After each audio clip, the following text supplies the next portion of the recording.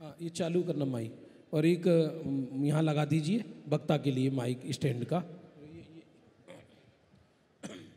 अब यहाँ 40 मिनट का तलोद से पधारे हुए पूज्य गुरुदेव श्री के अनन्य भक्त समय सार गाथा 14 पर प्रातःकाल गुरुदेव श्री का प्रवचन भी गाथा 14 पर हुआ और आदरणीय पंडित श्री शैलेश जी भाई साहब यहाँ पर गाथा 14 पर यहाँ प्रवचन ले रहे हैं। आप सब आगे आकर बैठें और द्वितीय स्वाध्याय होगा बिजोलिया से पधारे हुए पंडित श्री देवेंद्र जी साहब का, और ये दोनों स्वाध्याय के पश्चात हम ले चलेंगे आपको अयोध्या नगरी, जहाँ पर काल चक्र परिभ्रमण और भोग भूमि से कर्म भूमि कैसे प्रारंभ हुई, ऐसे रोमांचक दृश्य आप देखेंगे और देखेंगे आकाश से किस प्रकार रत्नों की वर्षा होती है, ये अद्भुत दृश्य। इसके पश्चात अहमदाबाद मुमुक्षु मंडल के द्वारा सुंदर सर्वगुणांस्ते समकित सम्यक दर्शन जब होता है तो सर्वगुणों में निर्मल पर्याय उत्पन्न होती है, ऐसे भाववाही मुमुक्षु मंडल अहमदाबाद के द्वारा वो सुंदर प्रस्तुति देखना ना भूलें। और अभी यहाँ पर स्वाध्याय प्रारंभ होता है। पंडित श्री शैलेश जी भाई साहब तालोद।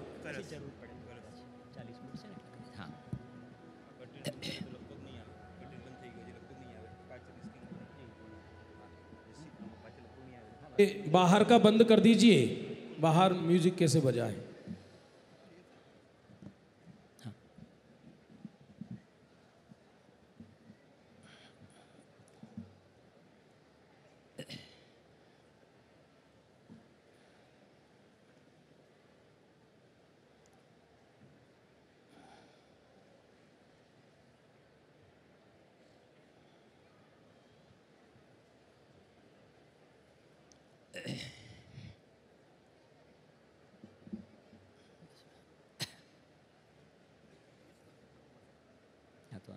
नीचे में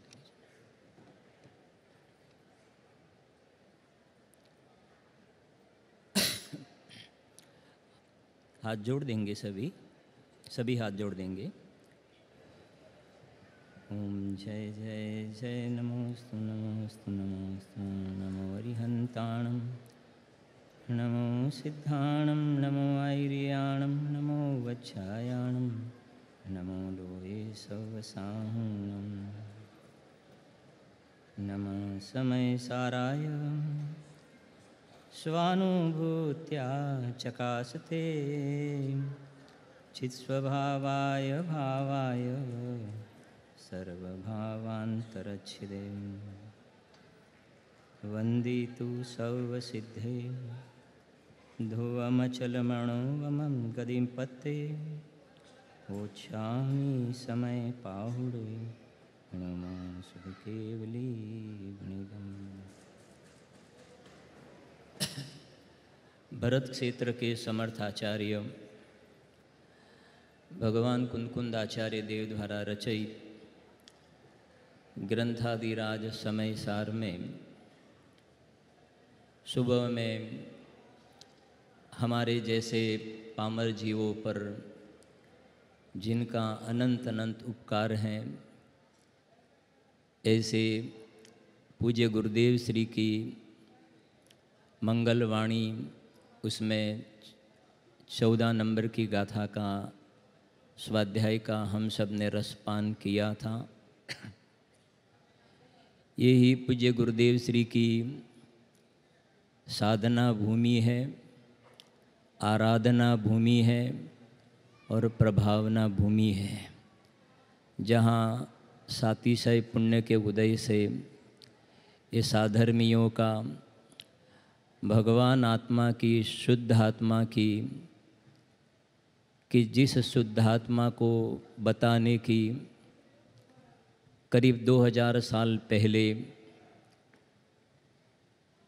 बाहर से देखा जाए तो जंगल में, लेकिन अंदर में स्वरूप में निवास करने वाले भगवान कुंदकुंद आचार्य देव ने समय सार ग्रंथराज में बताया कि मैं इस ग्रंथराज में एकत्व विभक्त शुद्ध आत्मा को बताऊंगा। बीच में व्यवहार के कथन आए, वो व्यवहार के कथन आए, वो कोई आश्रय करने के लिए हम नहीं बताएंगे, लेकिन वो व्यवहार अंगीकार करने योग्य नहीं है। 12वीं गाथा में बताया कि व्यवहार जाना हुआ प्रयोजनवान है। ऐसी सबसे पहले प्रतिज्ञा कर दी है कि मैं इस ग्रंथ राज में एकत्व विभक्त शुद्ध आत्मा को बताऊंगा, जिस शुद्ध आत्मा के आश्रय से मोक्ष मार्ग का प्रारंभ होकर परिपूर्ण ऐसी मोक्ष दशा की प्राप्ति होती है। ऐसे शुद्ध आत्मा की चर्चा 14 नंबर की जो समय सार की 14 नंबर की जो गाथा है उसमें गाथा का अपन पाठ करते हैं। मैं तो कई दफ़े रेगुलर स्वाध्याय में कहता हूँ, आज पूज्य गुरुदेव श्री के द्वारा जो ये भगवान आत्मा की बात लाखों जीवों के हृदय में अंदर में प्रवेश कर चुकी है, इसलिए सभा में पहली बार भी कोई ये समय सार सुन रहा हो तो भी हमें रंच मात्र अंदर में ऐसा नहीं होता है कि सामने वाला जीव ये बात को ग्रहण कर सकेगा कि नहीं कर सकेगा। और छोटे छोटे बालकों की भी बात करें, यहाँ भी कई ऐसे बच्चे होंगे कि समय सार की 47 शक्तियाँ हम माइक पे आके बोल देते हैं। ये सब शुद्धात्मा के अंदर में जो प्रमोद भाव हैं तत्प्रति प्रीति चित्तेन, इसका ये फल है। क्योंकि हमने कई दफ़े सुना है, पूज्य गुरुदेव श्री के उदय के पहले विद्वान लोग भी समय सार का नाम तो कदाचित लेते थे, लेकिन किसी ने समय सार खोल करके स्वाध्याय नहीं किया था। आज सुबह का स्वाध्याय हो, दोपहर का हो, शाम का हो, कभी भी हम समय सार का स्वाध्याय करें तो भी मुमुक्षु आत्मार्थी जीवों को तो ऐसा ही लगता है जैसे हम भोजन कर रहे हैं, प्रमोद भाव होता है। तो ये 14 नंबर की 14 नंबर की गाथा में भी, जिसे 6वीं गाथा में जो ज्ञायक भाव बताया, 11वें नंबर की गाथा में बताया कि भूतार्थ के आश्रय से सम्यक दर्शन निश्चय वाला होता है।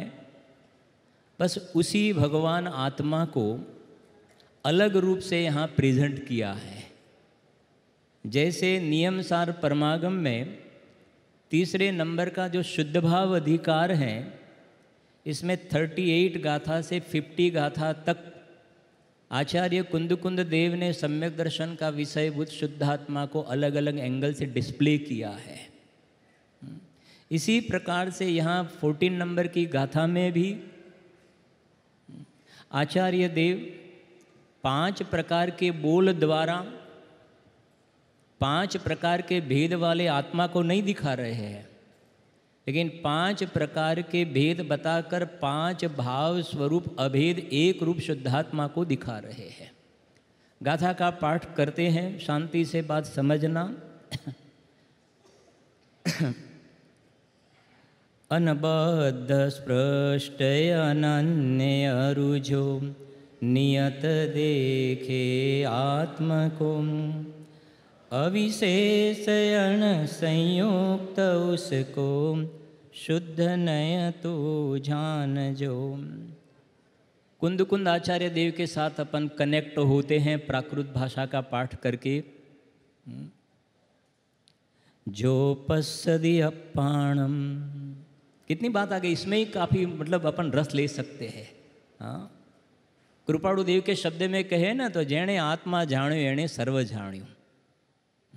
जो पश्यदि अपाणम, देखो तो सही, इस जीव ने आत्मा का दर्शन नहीं किया है। गुरुदेव श्री कहते हैं ना, गुजराती थोड़ा ले लेता हूँ।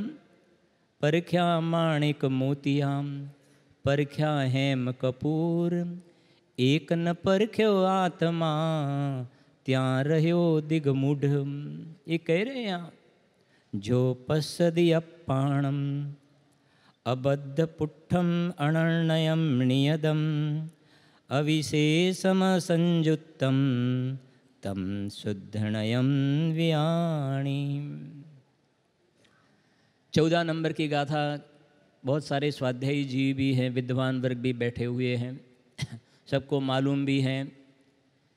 इसकी टीका भी काफ़ी लंबी है, भावार्थ भी है, थोड़ी बहुत संक्षिप्त में चर्चा करेंगे।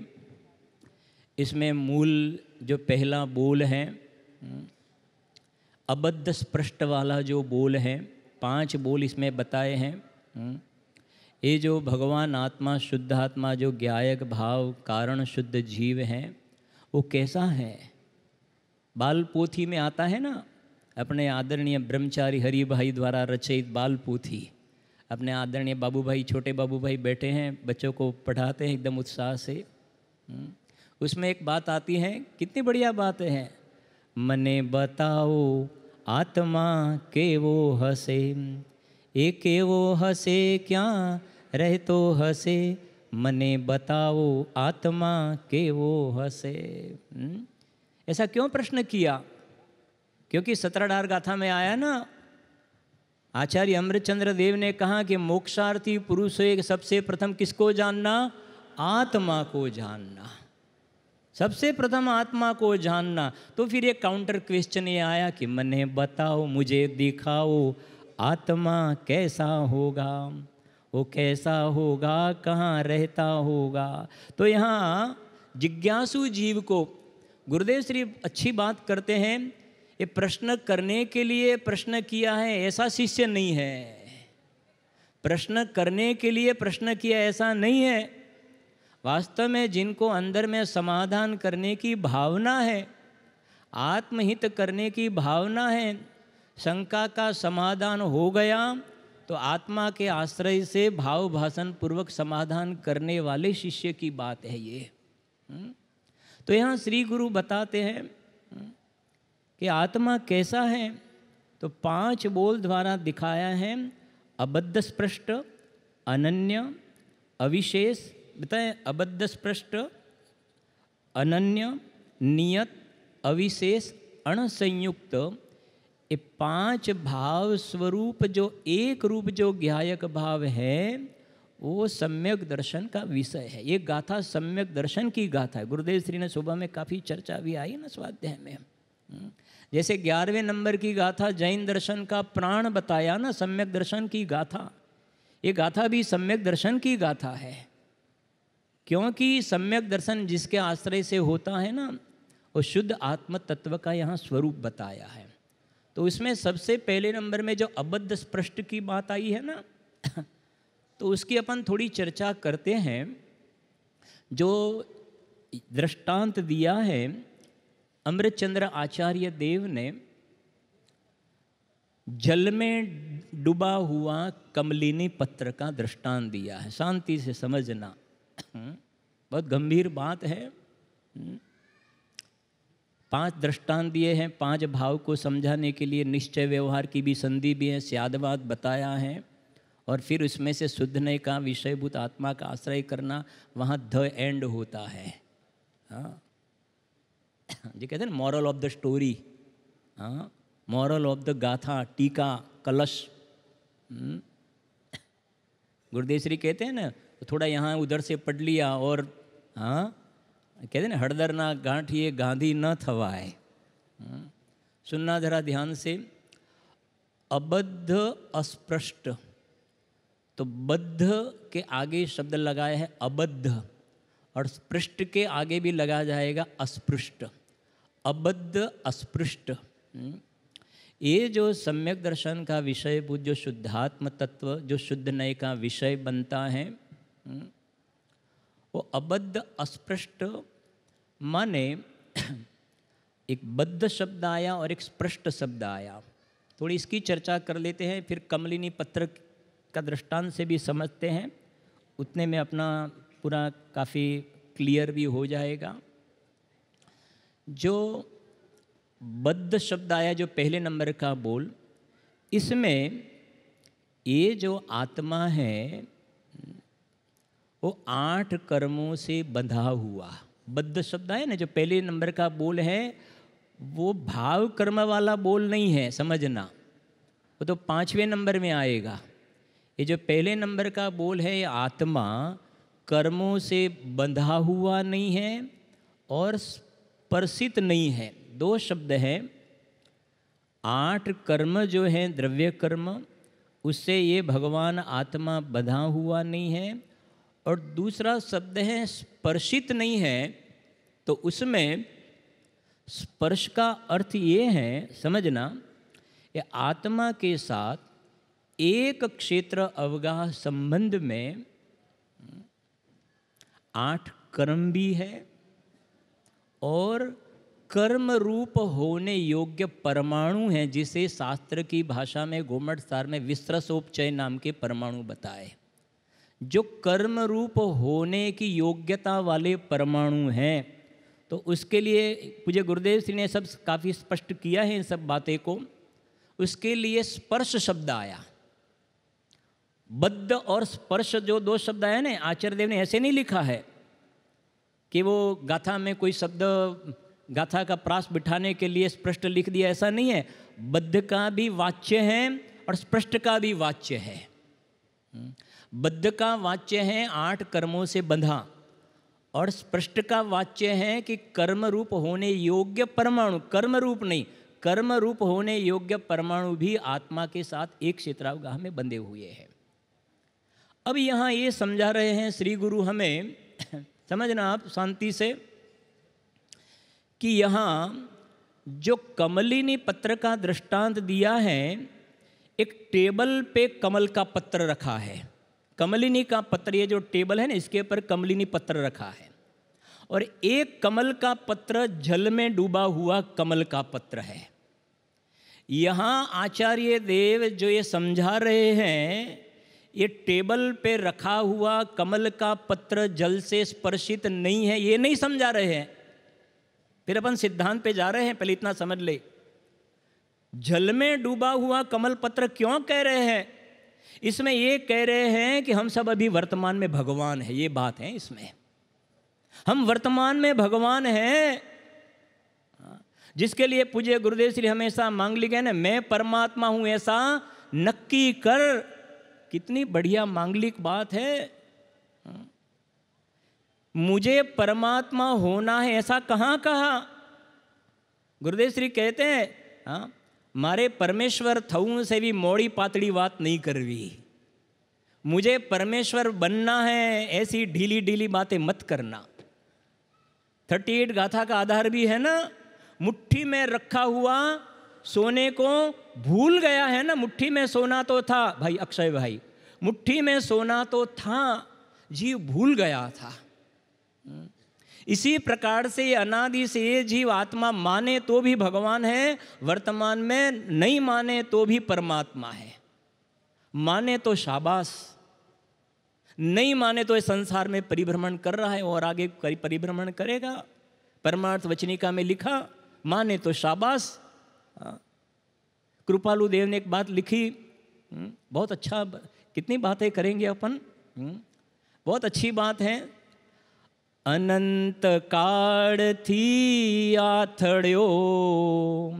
आथड़ियो माने समझ में आती है भाई राजकुमार जी, हाँ भाई अजीत जी, अलवर जी, हाँ। आथड़ियो माने क्या है? एक गति से दूसरी गति में रखड़ पट्टी करता है। नरक में, निगोद में, एक इंद्रिय, 2 इंद्रिय में, जो पहली ढाल में बताया ना, 4 गति के दुख क्यों परिभ्रमण करता है? मुझे परमेश्वर बनना है इसलिए नहीं, मैं वर्तमान में परमेश्वर हूं ऐसा स्वसंवेदन पूर्वक निर्णय नहीं किया इसलिए। दृष्टि के निधान में गुरुदेव श्री का एक बोल है भाई हितू भाई, उपाड़ मूड़मा थी आवो जोइए। हाँ, सब गुजराती भाई तो बोलेंगे, इतना हिंदी में भी आप बोलेंगे थोड़ा तो मुझे बहुत अच्छा लगेगा। उपाड़ माने आप हिंदी में उठाव मूल में से आना चाहिए, उठाव मूल में से। हाँ, साथ में बोलेंगे ना इतना गुजराती थोड़ा। हाँ, उपाड़ मूड़मा थी आवो जोइए, सब साथ में बोले थोड़ा इतना। हाँ, फिर से बोले जरा। हाँ, व्यवहार की ढीली ढीली बातें मत करना। व्यवहार करते करते निश्चय होगा तेरा काम नहीं होने वाला है। निमित्त से कार्य होगा, तेरा काम नहीं होने वाला है। मंद कषाय करे तो काम हो जाएगा, शास्त्र का पाठी हो जाएगा तो काम हो जाएगा। मूल में कितनी बढ़िया बातें की है। उपाड़ मूल में से आना चाहिए। मूल में से आना चाहिए माने 14 नंबर की गाथा बता रहे हैं कि मैं वर्तमान में अबद्ध अस्पृष्ट हूं, ये कह रहे हैं। कमल का पत्र जो जल में डूबा हुआ है ना, ये तो सारी दुनिया कहती है कि टेबल पर पड़ा हुआ कमल का पत्र है, वो पानी उसको छुआ नहीं है, ये तो सारी दुनिया कहती है। लेकिन यहाँ तो ये बता रहे हैं कि कमल का पत्र जब जल में डूबा हुआ है ना, उस वक्त उसके स्वभाव की समीप जाकर के देखा जाए ना, तो वो जल उसको रंच मात्र उसको छुआ ही नहीं है, स्पर्श किया ही नहीं है। इसी प्रकार से ये गाथा में आचार्य देव ये कह रहे हैं, ये जो सिद्ध भगवान है ना, सिद्ध भगवान वो पर्याय में भी द्रव्य कर्म भाव कर्म नो कर्म से रहित हो गए हैं। जैसे टेबल पे रुखा हुआ कमल का पत्र, समझ में आती है ना बात। ऐसे सिद्ध भगवान तो पर्याय में भी द्रव्य कर्म भाव कर्म नो कर्म से रहित कार्य परमात्मा हो चुके हैं। ये गाथा में ये नहीं कह रहे हैं, उनका तो द्रव्य स्वभाव अबद्ध स्पष्ट रूप है, लेकिन हम जैसे पामर जीवों को ये बता रहे हैं कि वर्तमान में जैसे वो कमल का पत्र जल में डूबा है, लेकिन संयोग की दृष्टि से न देखे और स्वभाव की दृष्टि से देखा जाए तो जल उसको रंच मात्र छुआ नहीं है। इसी प्रकार से पहले नंबर का बोल 8 प्रकार का ये जो कर्म का संयोग है, संयोग की दृष्टि से देखा जाए, संयोग की दृष्टि से देखा जाए तो दूसरे शब्दों में कहे तो व्यवहार से देखा जाए, तो व्यवहार से देखा जाए तो ये जीव कर्मों से बंधा है, स्पर्शा है। व्यवहार से व्यवहार सत्यार्थ है, व्यवहार से व्यवहार भूतार्थ है, लेकिन व्यवहार नय के आश्रय से हमारा प्रयोजन सिद्ध नहीं होगा, प्रयोजन सिद्ध नहीं होगा। इसलिए फिर ये वहाँ तक ले गए आचार्य देव कि ये कह रहे हैं कि जब आत्मा इस संसार अवस्था में है, 8 कर्मों का बंधन है, उस वक्त स्वभाव के समीप जाकर देखा जाए तो रंच मात्र जो अबद्ध अस्पृष्ट कर्म का जो बंधन है, स्पर्श है, उसको रंच मात्र छुआ नहीं है। ये बता रहे हैं कि वर्तमान में तू अबद्ध स्पृष्ट। और अब जो बताए ना वो गोमट सार में एक गाथा है, सुना जरा शांति से, कि ये अनंत निगोदिया जीव है ना, अनंत अनंत निगोदिया जीव जो निगोद में से भी निकले ही नहीं है। भाव कलंक सुपौरा नियोद वासम न मुच्यति, जो निगोद वास को छोड़ते नहीं हैं, भाव कलंक की प्रचुरता के कारण, पर्याय में हो समझना, अभी तक निगोद वास को नहीं छोड़ा है। मैं ये बात को थोड़ा अपन कॉन्क्रीट कर रहे हैं, दृढ़ता। गुरुदेव श्री कहते हैं ना, एक वक्त हाथों पहाड़, मैं परमात्मा हूँ, वर्तमान में मुझे कर्म का बंधन नहीं है, स्पर्श नहीं है, मैं तो अबद्ध स्पृष्ट हूँ। एक वक्त हाथों पाड़, हा पाड़ीस तो तने लत लाग से ने तारी हालत सुधरी जैसे। हाथों पाड़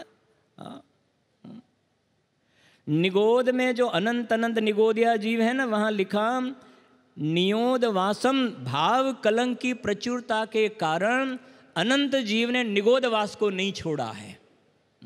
अब यहाँ एक कह रहे हैं कि जिन जीवों ने निगोद वास को नहीं छोड़ा है ना, निगोद वास को नहीं छोड़ा है, उन जीवों को भी उनके द्रव्य स्वभाव के समीप जाकर के देखा जाए ना, तो जो पूज्य बहन श्री के शब्दों में कहे ना, जिस प्रकार कंचन को काट, कंचन ने काट नथी लाग तो अग्नि ने उधई नथी लागती। हिंदी में कहे तो जैसे क्या बोलते हैं, सोने को जंग नहीं लगता है, सोने को जंग नहीं लगता है कादों में पड़ा हो तो भी, और अग्नि को दिमक नहीं लगती है, ऐसे निगोद में पड़ा हुआ जीव भी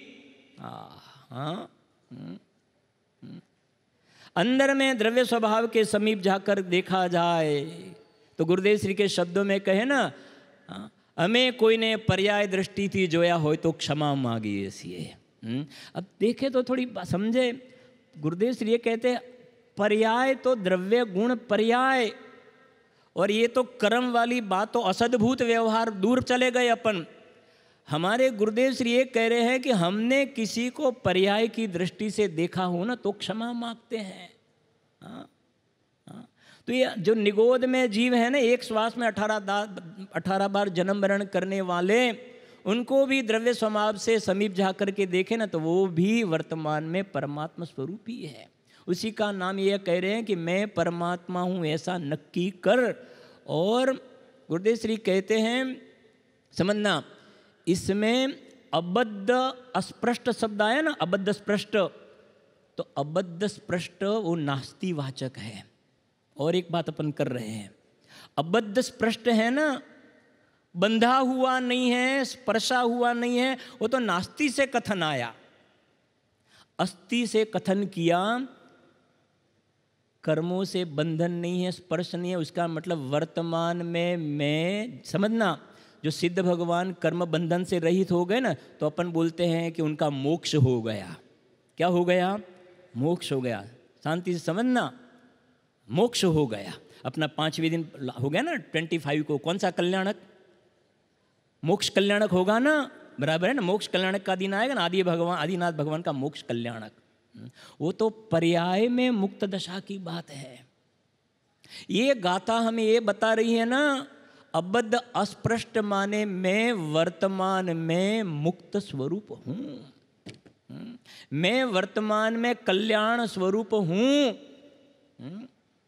मोक्ष स्वरूप हूं। जिसके लिए कृपाणु देव ने कहा, श्रीमद जी ने, आत्मानो मोक्ष थतो નથી। શું કહ્યું? આત્માનો મોક્ષ નથી થતો, આત્મા મુક્ત સ્વરૂપ છે, મોક્ષ સ્વરૂપ છે એવું સમજાય છે। समय सार की 320 नंबर की गाथा, जैसे नाचार्य देव की टीका। शक्ति रूप मोक्ष और व्यक्ति रूप मोक्ष, समझ में आती है ना बात? ये अबद्ध स्पृष्ट का अपन थोड़ा एनालिसिस कर रहे हैं, अस्थि वाला। शक्ति रूप मोक्ष और व्यक्ति रूप मोक्ष, तो ये जो बात है शक्ति रूप मोक्ष है। आत्मसिद्धि में एक गाथा आई है, समझना।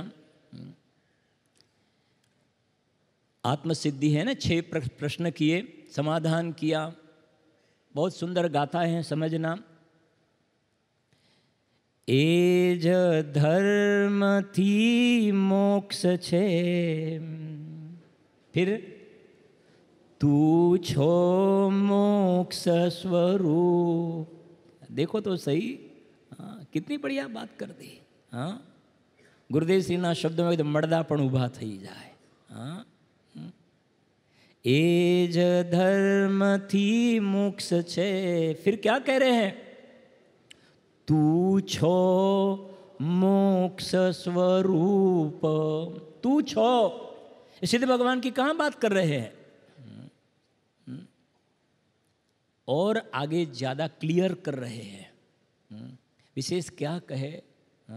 पूज्य गुरुदेव श्री ने श्रीमद् राजचंद्र जी की भी सच्ची पहचान गुरुदेव श्री ने कराई है वास्तव में। नहीं तो क्या है कि गुरुदेव श्री कहते हैं ना, जा में जितनी बुद्धि है उतनो दियो बताए, वाको बुरो न मानिए और कहाँ से लाए। ऐसा मीनिंग अलग अलग कर देंगे लेकिन एक गंभीर क्या भाव है इसके, सुनना जरा। एज धर्म थी मोक्ष छे, तू छो मोक्ष स्वरूप, अनंत दर्शन ज्ञान तू अव्याबाध स्वरूप। केवल ज्ञान केवल ज्ञान कल्याणक के दिन भगवान को अनंत चतुष्टय प्रगटेंगे, बराबर है ना, समझना शांति से। इसमें अपन बोलते हैं ना, अंतर मुहूर्त में, अंतर मुहूर्त में ही जिसने अनंत चतुष्टय धारा है, अंतर मुहूर्त में, अंतर मुहूर्त में ही जिसने अनंत चतुष्टय धारा है, आया ना उसमें। तो अंतर मुहूर्त में जिन्होंने अनंत चतुष्टय धारा है, वो तो पर्याय वाली बात है। नियम सार पढ़ना, सहज चतुष्टय, स्वभाव अनंत चतुष्ट से सनाथ है भगवान आत्मा, अनाथ मुक्ति सुंदरी का नाथ है। तो श्रीमद जी यहाँ ये कह रहे हैं, जो लाइन कही ना, अनंत दर्शन ज्ञान तू अव्याबाद स्वरूप, अनंत दर्शन अनंत ज्ञान वर्तमान में तू वह स्वरूप है, माने उसका नाम है तू वर्तमान में मोक्ष स्वरूप है। फिर आगे जाकर के कहते हैं, सबको मालूम होगा ये लाइन, तो ये द्रव्य स्वभाव की बात है। शुद्ध बुद्ध चैतन्य घन स्वयं ज्योति सुख धाम, बीजू कहिए केटलूं कर विचार तो पाम। बताएं, कर विचार तो पाम। फिर सुनना जरा ध्यान से,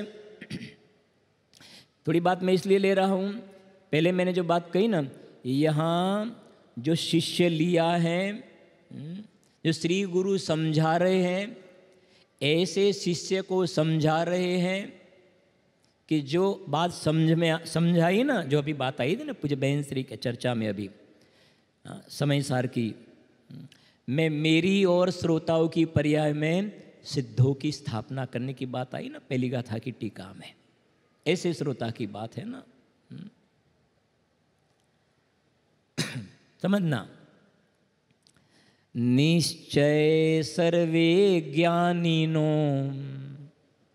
आवी अत्र समाय, धरी मौनताएम कही सहज समाधि माय। सुनना जरा ध्यान से, कुंद आचार्य देव कह रहे हैं कि तू वर्तमान में अबद्ध स्पृष्ट है। हम अमृतचंद्र आचार्य देव के पास पहुंचे तो उन्होंने कहा कि तू वर्तमान में अबद्ध स्पृष्ट है। जयसेन आचार्य देव के पास पहुंचे कि तू वर्तमान में अबद्ध स्पृष्ट है। पंडित जी साहब के, जयचंद जी साहब के पास पहुंचे कि तू अबद्ध स्पृष्ट है। गुरुदेव श्री ने बताया कि तू अबद्ध स्पृष्ट है। निश्चय सर्वे ज्ञानीनो, अनंत ज्ञानियों का एक मत है। अब सुनना, गुरु ने तो इतना कह करके गुरु अपने स्वरूप में चले गए, गुरु कह करके चला गया, लेकिन शिष्य कैसा है समझना, समझना। ये जो अबद्ध स्पृष्ट भगवान आत्मा बताया ना, शुद्ध नए से जानने की बात कही, क्योंकि प्रश्न था ना आत्म सिद्धि, ये आत्मा की सिद्धि चल रही है, आत्मख्याति। अब सुनना, बहुत गंभीर गाथा है। श्री गुरु तो स्वरूप में चले गए समझा करके कि तेरा आत्मा अबद्ध स्पृष्ट है, वर्तमान में तो मुक्त स्वरूप है। मुझे अभी दर्शन मोह का उदय है, अनंतानुबंधी का उदय है, फिर वो दर्शन मोह तो 70 कोड़ा कोड़ी सागर की हैं, और अनंतानुबंधी कितनी 40, चारित्र मोह की 40 कोड़ा कोड़ी सागर, वो 20 कोड़ा कोड़ी सागर, 30 कोड़ा कोड़ी सागर। अरे वो तू जो कोड़ा कोड़ी सागर वाली बातें करते हैं ना, वो तो शांति समझना, एक कोड़ा कोड़ी सागरों वाली कर्म की स्थिति की बात कर रहा है ना तू। ये एक गाथा के बोल में कह रहे हैं, ये तेरे द्रव्य गुण में तो इसका प्रवेश नहीं है, तेरी पर्याय में भी इसका प्रवेश नहीं है। कोड़ा कोड़ी सागर वाली कर्म की स्थिति का तेरे द्रव्य गुण में तो नहीं, लेकिन तेरे पर्याय में भी इसका प्रवेश नहीं है। इसमें आचार्य देव ने टीका में स्यादवाद द्वारा 5 दृष्टांत को व्यवहार से भी समझाया है भाई अक्षय भाई, 5 दृष्टांत को व्यवहार से भी समझाया है, व्यवहार नय का निरूपण भी किया है। पूज्य सोगानी जी साहब की एक लाइन में आपके साथ शेयर करता हूँ, आपको बहुत आनंद आएगा और आपके जीवन में बहुत काम में आएगी लाइन स्वाध्याय में। ज्ञानનો વિષય દ્રષ્ટિના વિષયને साधवा पुरतो लक्ष्य में लेवो ठीक से। थोड़ा गुजराती में भाई राजकुमार जी रस लेता हूँ पहले, हाँ, फिर हिंदी में भी अपन शेयर करते हैं। हाँ, ज्ञान नो विषय दृष्टिना विषय ने साधवा पुरतो लक्ष्य में लेवो ते ठीक से, बाकी एनाथी वधारे एनु प्रयोजन नथी। वाह, क्या गजब की बात कही है। ये बात यहाँ स्यादवाद द्वारा 5 प्रकार के बोल को व्यवहार से बताया है कि तू कर्म से बंधा हुआ है। जैसे गधे को सिंग नहीं होता है, ऐसे वर्तमान में पर्याय में कर्म का बंधन नहीं है, असद्भुत व्यवहार नहीं है। नर नारक आदि पर्याय भी हैं, हानि वृद्धि भी पर्याय में है, षडगुण हानि वृद्धि भी है, मनुष्य तिर्यन देव नारकी की विविध पर्याय भी हैं, दर्शन ज्ञान चारित्र गुण के भेद भी हैं, और कर्म के उदय से पर्याय में रागादि विकारी भाव भी है। 5 बोल मैंने थोड़े कह दिए व्यवहार वाले संक्षिप्त में। ये सब हैं, कौन मना करता है? बताए ना, गधे के जैसे सिंग नहीं होते हैं वैसा नहीं है, नहीं तो फिर जिनवाणी में उसको स्थान भी प्राप्त नहीं होता, नहीं तो अभूतार्थ कहने का प्रश्न भी खड़ा नहीं होता। अभूतार्थ कहने का प्रयोजन शुद्धनय का विषय, जो सम्यक दर्शन का विषय भूत जो ज्ञायक भाव शुद्धात्म तत्व है ना, उसमें उसका प्रवेश नहीं है, उसमें उसका प्रवेश नहीं है। तो फिर वो सब व्यवहार के भेद प्रभेद हैं, वो सब जानना कि नहीं जानना व्यवहार को, तो ये बता रहे हैं सोगानी जी साहब। ज्ञान का विषय समझ गए ना, ज्ञान का विषय में पर्याय में जो गुणभेद हैं, गुणभेद पर्याय में जो विकल्प हैं, साधक दशा है, बाहर में भी जो कोई निमित्त रूप दशा है, संयोग है, तो वो सब ज्ञान का विषय हो गया। लेकिन ज्ञान का विषय दृष्टि के विषय को साधने के लिए है। जैसे 3 लोक का स्वरूप हमने पढ़ा, फिर हमने बोल दिया कि स्वर्ग यहाँ है, नरक यहाँ है, इसकी लंबाई इतनी है, इसकी चौड़ाई इतनी है। कहीं से भी आप कहीं से भी क्वेश्चन पूछो, मेरा एक सिंगल मार्क भी आप कट नहीं कर सकते हो। तो ये प्रयोजन है नहीं। ये 3 लोक का स्वरूप बताया, ज्ञान का विषय बताया, फिर बताना है कि ये जीव ने अंदर में अपने शुद्धात्म तत्व का आश्रय नहीं किया, आत्मा की अनुभूति नहीं की, शुद्ध नय का विषय जो अबद्ध स्पष्ट आत्मा को नहीं देखा, इसके फल में ये 4 गति 84 लाख 3 लोक में परिभ्रमण कर रहा, ये समझना है। इसलिए बताया ज्ञान का विषय दृष्टि के विषय को साधने के लिए बराबर है, बाकी उससे ज़्यादा उसका कोई प्रयोजन नहीं है, उससे ज़्यादा उसका प्रयोजन नहीं है। तो सुनना जरा ध्यान से, शिष्य कैसा है आत्मसिद्धि में जो बताया ना, अब सुनना। श्री गुरु मौन हो गए कि तू वर्तमान में अबद्ध स्पष्ट है, एक बार हाथों पाड़ माने स्वसंवेदन पूर्वक, बहुत क्रीम गाथा है। सदगुरु ना उपदेश थी, ये उपदेश है ना, शिक्षा है, बोध दिया है। 5वीं गाथा शुद्धात्म तत्वनो अनुग्रह पूर्वक उपदेश। सदगुरु ना उपदेश थी, आव्यूं अपूर्व भान। यही भूमि है, यही भूमि है जहाँ पूज्य गुरुदेव श्री जैसे गुरु और पूज्य सोगानी जी जैसे शिष्य, बात मिली ना, यही भूमि है ना। सदगुरु ना उपदेश थी। गुरुदेव श्री बोलते हैं कई दफे, अमे तो ये वखते गुजराती में कह્યું હતું અને સોગાનીજી સાહેબ આવીને બેઠા હતા, અમે તો ગુજરાતીમાં ખાલી કહ્યું હતું કે જ્ઞાન અને રાગ જુદા છે। જો देखो तो सही अंदर में तालावेली ज्ञान आत्मा ने राग जुदा से गुजराती में कह્યું હતું, गुजराती में बोला था कि आत्मा और राग भिन्न है, लेकिन सोगानी जी साहब को अंदर में ये बात ऐसी बैठ गई कि यहाँ समिति के रूम में अंदर में बैठ गए और पूरी रात ये अबद्ध स्पष्ट भगवान आत्मा को देखने का अभ्यास किया और उनके जीवन में शुद्ध नय का उदय हो गया। और गुरुदेव श्री हमेशा कहते अमारा करता पहला मुख से जवावाड़ा से, અહીંયાથી ગયા છે સ્વર્ગલોકમાં, ત્યાંથી આવીને निर्ग्रंथ मुनि दीक्षा धारण કરીને मुख से जवावाड़ा से। अभी तो शुद्ध नय का उदय हुआ है और आगे समय साल में शुद्ध नय की पूर्णता का भी हो जाए, क्योंकि केवल ज्ञान होने के बाद में नयों की कोई उपयोगिता होने वाली नहीं है। मजा का है जैन शासन भाई, जैन शासन मजा का है। बाकी का शेष जीवन है ना, अगर बाहर में किसी जात की जरूरियात नहीं होवे कृपालु देव हमेशा कहते हैं आजीविका के लिए भी अन्याय से संपन्न द्रव्य मत कमाना। और भी कहते हैं अगर रोटलानी व्यवस्था થઈ ગઈ છે तो પોટલા શું કામ બાંધો છો, क्या जसो मरीने नरक ने निगोद में। गुरुदेव श्री कितना वैराग से वर्णन करते हैं, ऐसा हो जाए घड़ीक में कुछ पता नहीं चलेगा। इसके लिए तो बोलते हैं सुई में धागा, बस बिजली के झपकार एक काम कर लेना। सुनना, 2-3 मिनट है अपने पास। सदगुरु ना उपदेश थी आव्यू अपूर्व भान, निज पद निज माही लह्यूं, मेरो धनी नाही दूर दिसंतर। निज पद निज माही लह्यूं, दूर थयूं अज्ञान। ऐसा है। भायंदर की एक घटना कह के मैं समाप्त करता हूँ। एक दफ़े भायंदर गया था, शिविर का प्रसंग था और लास्ट रेलवे स्टेशन पे आया जाने के समय, तो एक व्यक्ति एक डोल में बकेट में घड़ी का व्यापार करता है, ऐसी घड़ी का व्यापार। तो कुछ घड़ी थी ना यहाँ टेबल पे रखी हुई थी और कुछ घड़ी उसके पास बकेट थी पानी की, उसमें घड़ी रखी हुई थी। घड़ी बेचने वाला भैया जी 5-7 घड़ी पानी में डूबी हुई थी और 20-25 घड़ी टेबल पे रखी हुई थी। उसने पानी में घड़ी क्यों रखी होगी, क्यों रखी होगी पानी, वो क्या क्या बता रहा है, पानी में जो घड़ी रखी है वो क्या बता रहा है। हाँ, वो बेचने के लिए बैठा है।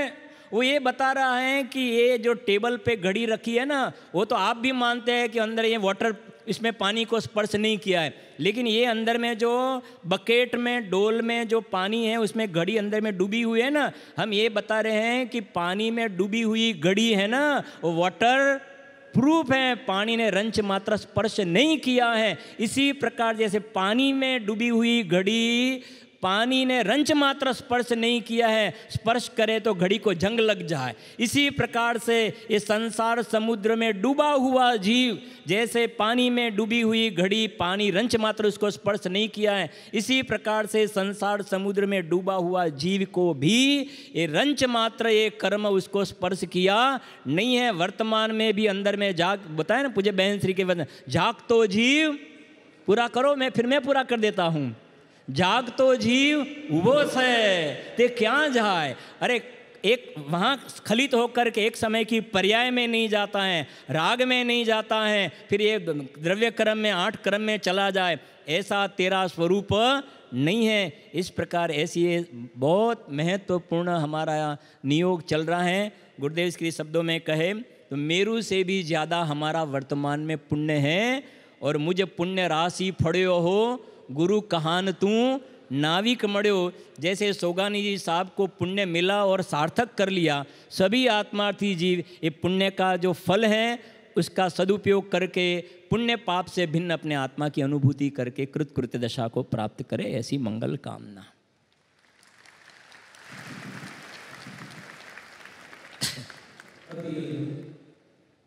स्वर्णपुरी की धरातल पर ये सब पूज्य गुरुदेव श्री की लोरियां हैं, आप आनंद ले रहे हैं। अभी पंच कल्याणक के स्वरूप पर कलश, नियम सार का कलश 71 के ऊपर हमारे बिजोलिया से पधारे हुए आदरणीय पंडित श्री देवेंद्र जी भाई साहब का स्वाध्याय प्रारंभ हो रहा है।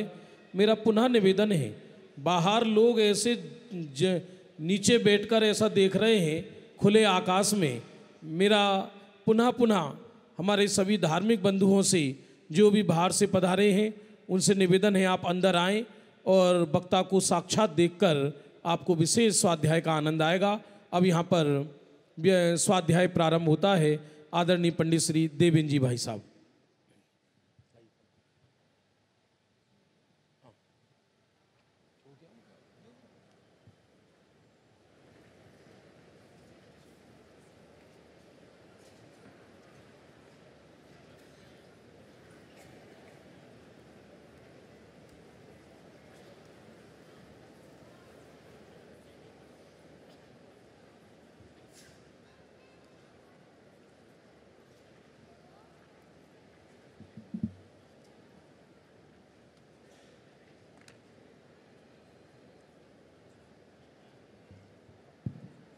आपका 40 मिनट का ये व्याख्यान होगा।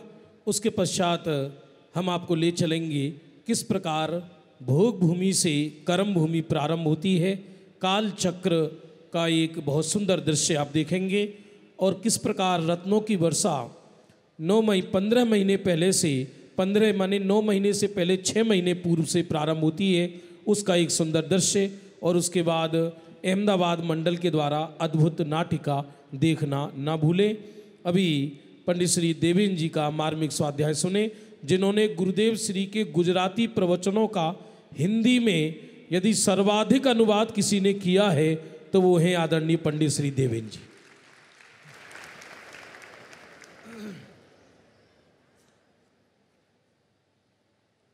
नमो अरिहंताणं नमो सिद्धाणं नमो आयर्याणं नमो वज्झायाणं नमो लोये सौवसाहुणं। मंगलं भगवान् वीरो मंगलं गौतमो गणी मंगलं कुन्दकुन्दार्यो जैन धर्मोस्तु मंगलम। सर्वमंगलमांगल्यं सर्वकल्याणकारिकं प्रधानं सर्वधर्माणां जैनं जयतु शासनं जैनं जयतु शासनं। णमयोणजिणं वीरम् अनन्तवर्णानि दंसनसहावं वोच्छामिण्यं सारं केवली सुध केवली भणिदम्। जे स्वरूप समझा बिना पाम्यो दुख अनंत समझाव्यो ते पद नमो श्री सद्गुरु भगवंत। पूज्य गुरुदेव श्री एवं पूज्य बहन श्री की आत्म साधना स्थली तीर्थधाम स्वर्णपुरी के मंगल प्रांगण में हम सभी लोग यहाँ पर उपस्थित हैं और एक ऐसे महामंगलमय महोत्सव को अपन लोग मनाने जा रहे हैं कि जिस महोत्सव को पूज्य गुरुदेव श्री के शब्दों में यदि कहें तो ये पंच कल्याणक का दर्शन सम्यक दर्शन का साक्षात निमित्त होता है। ऐसे महामंगलमय पंच कल्याणक प्रतिष्ठा महोत्सव का भव्य आयोजन आज से यहाँ पर प्रारंभ हो गया है और जैसा कि हम सब जानते हैं पंच कल्याणक माने किसी साधक धर्मात्मा जीव के जीवन में घटने वाली ऐसी 5 महत्वपूर्ण घटनाएं होती हैं कि जो उन्हें तीर्थंकर प्रकृति का बंद होने पर जिस भाव में उनको तीर्थंकर होकर के मोक्ष जाना होता है तब ये 5 घटनाएं घटित होती है। और उन घटनाओं में पहली घटना गर्भ कल्याणक की घटना आती है, जब वो जीव पर गति को त्याग कर माता के गर्भ में आता है। और जैसा कि अभी आपको बताया गया कि माता के गर्भ में आने के 6 महीने पहले से लगाकर माता के गर्भ के 9 महीने तक अनवरत रूप से रत्नों की वर्षा देवों के द्वारा होती है, गर्भ कल्याणक। उसके बाद जन्मोत्सव कि जिस बाल तीर्थंकर का जन्म होने मात्र से स्वधर्म स्वर्ग के इंद्र का सिंहासन कंपायमान होने लगता है और यहाँ तक कि स्वर्ग की जो भीषण क्रंदन करती हुई धरती है और वहाँ पर चित्कार करते हुए जो नारकी जीव हैं, क्षण भर के लिए ही सही और उनको साता का अनुभव होता है और कोई कोई नारकी तो उस घटना में अपने अवधि ज्ञान का उपयोग करके बाल तीर्थंकर का जन्म जानकर, अरे जिस तीर्थंकर के जन्म मात्र से हमें इतनी शांति उपलब्ध हुई बाहर की, यदि हम उस तीर्थंकर परमात्मा के मार्ग का अनुगमन करें तो हमें क्या आत्म शांति उपलब्ध नहीं होगी। और ऐसे विचार में चढ़कर वो नारकी वहां पर सम्यक दर्शन प्राप्त कर लेते हैं। गजब की बात है। आप लोग ये बोल सकते हैं कि भाई साहब योग सार हमने पढ़ा, और योग सार हमने पढ़ा तो उसमें तो लिखा कि माता के पेट में आना, जन्म लेना, ये तो कलंक है, और यहाँ पर अपन इनको कल्याणक के रूप में मना रहे हैं। कल्याणक माने स्वयं का कल्याण किया और दूसरों के कल्याण में निमित्त बने। तो जन्म और गर्भ में आना और जन्म लेना, ये कल्याण कैसे हो सकता है? बहुत सुंदर समाधान है कि वो गर्भ में आना कि जिसके बाद अनंत काल तक किसी माता के गर्भ में नहीं आना पड़े। वो जन्म कि जिस जन्म के बाद अनंत काल तक के लिए जन्म मरण का चक्र मिट जाए और सिद्ध दशा की उपलब्धि हो जाए। वास्तव में उस गर्भ और जन्म को भी जैन शासन कल्याणक की श्रेणी में रखता है। तीसरा कल्याणक आता है संसार, शरीर और भोगों से वैराग्य, पूर्व भोग का स्मरण, संसार परिभ्रमण का दर्शन, वो तीर्थंकरों को, तीर्थंकर होने वाले जीवों को वैराग्य में निमित्त बनता है।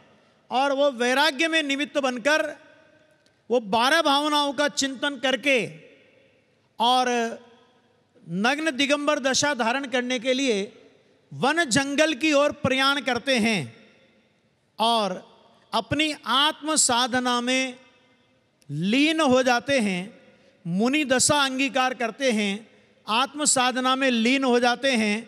और केवल ज्ञान नहीं हो तब तक मौन आत्म साधना उन तीर्थंकर जीव की चलती है। चौथा कल्याणक आता है केवल ज्ञान का कल्याणक, यानी जब जो साधना विगत, जैसे भगवान महावीर की साधना विगत 10 भवों से चल रही थी, अनेक अनेक तीर्थंकरों की आत्म साधना सम्यक दर्शन से उस साधना का प्रारंभ होता है और मुक्ति में वो साधना की पूर्णता होती है।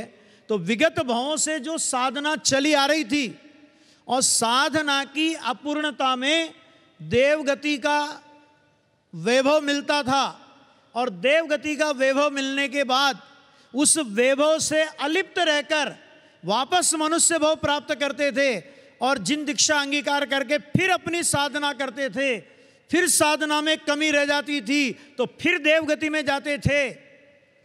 कैसा विकल्प आता होगा उनको देवगति में जाकर, अरे रे हमारी आत्म साधना में अपूर्णता रह गई, उस अपूर्णता के फल में हमें ये राग का परिणाम आ गया और इस राग के परिणाम में हमें ये देवगति के सुलगते हुए अंगारे मिले। और भाई साहब उस देवगति से वापस मनुष्य गति में आते हैं और अंतिम भव में अपनी आत्म साधना पूर्ण करके केवल ज्ञान प्राप्त करके सिद्धालय में चले जाते हैं। और ये भगवान का जो महोत्सव है, गर्भ कल्याणक से लेकर केवल ज्ञान कल्याणक तक का जो ये महोत्सव है, कि ये महोत्सव पंच कल्याणक महोत्सव कहलाता है। आपको ये ध्यान, ये भी ख्याल में होना चाहिए अपन लोगों को कि देखिए तीर्थंकर प्रकृति का बंध सम्यक दृष्टि जीव को ही होता है, मिथ्या दृष्टि जीव को तीर्थंकर प्रकृति का बंध नहीं होता। लेकिन यह भी सच्चाई है कि सभी सम्यक दृष्टि जीवों को तीर्थंकर प्रकृति का बंध होता है, ऐसा भी नहीं है।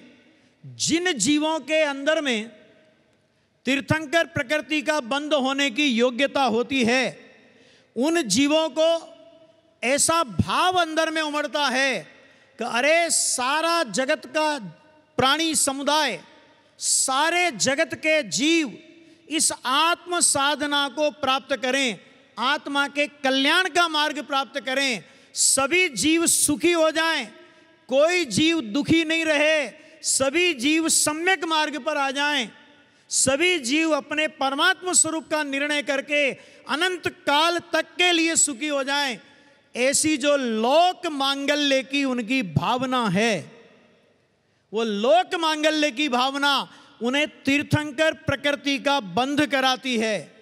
और तीर्थंकर प्रकृति का बंध होने पर उनको दिव्य ध्वनि का योग होता है, और जब उनकी दिव्य ध्वनि खिरती है तो हजारों लाखों लोगों के आत्म कल्याण में वो वाणी निमित्त बनती है।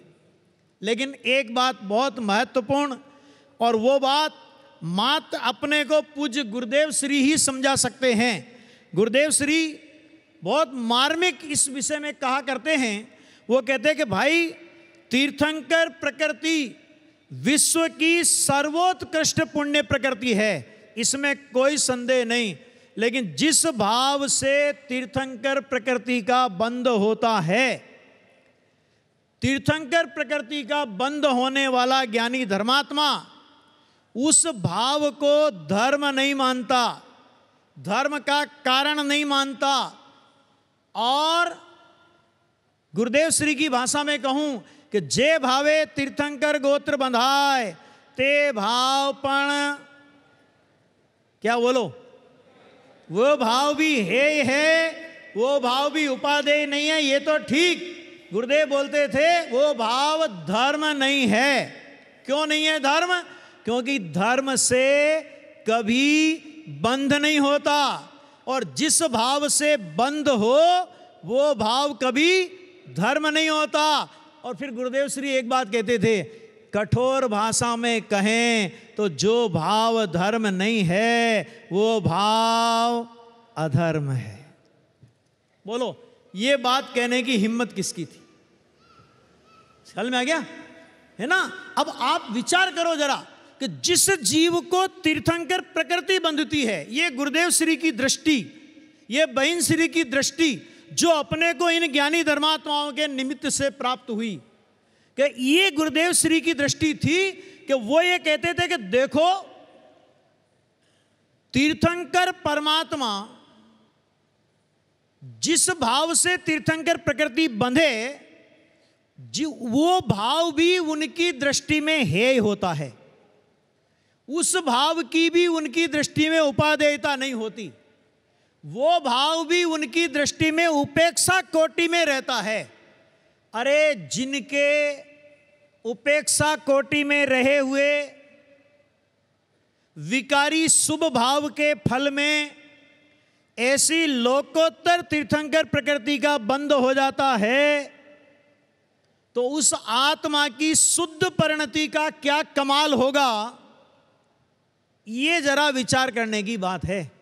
हमें तीर्थंकर प्रकृति की महिमा नहीं, लेकिन तीर्थंकर प्रकृति भी जिन ज्ञानी धर्मात्माओं को हेय नजर आती है, जिन ज्ञानी धर्मात्माओं को वो प्रकृति भी धर्म और धर्म का कारण नजर नहीं आती, वास्तव में ज्ञानी धर्मात्माओं की वो दृष्टि, ज्ञानी धर्मात्माओं की वो श्रद्धा, ज्ञानी धर्मात्माओं का वो निर्णय वास्तव में हमारे लिए बहुत बहुत अनुकरणीय और आदर्श है।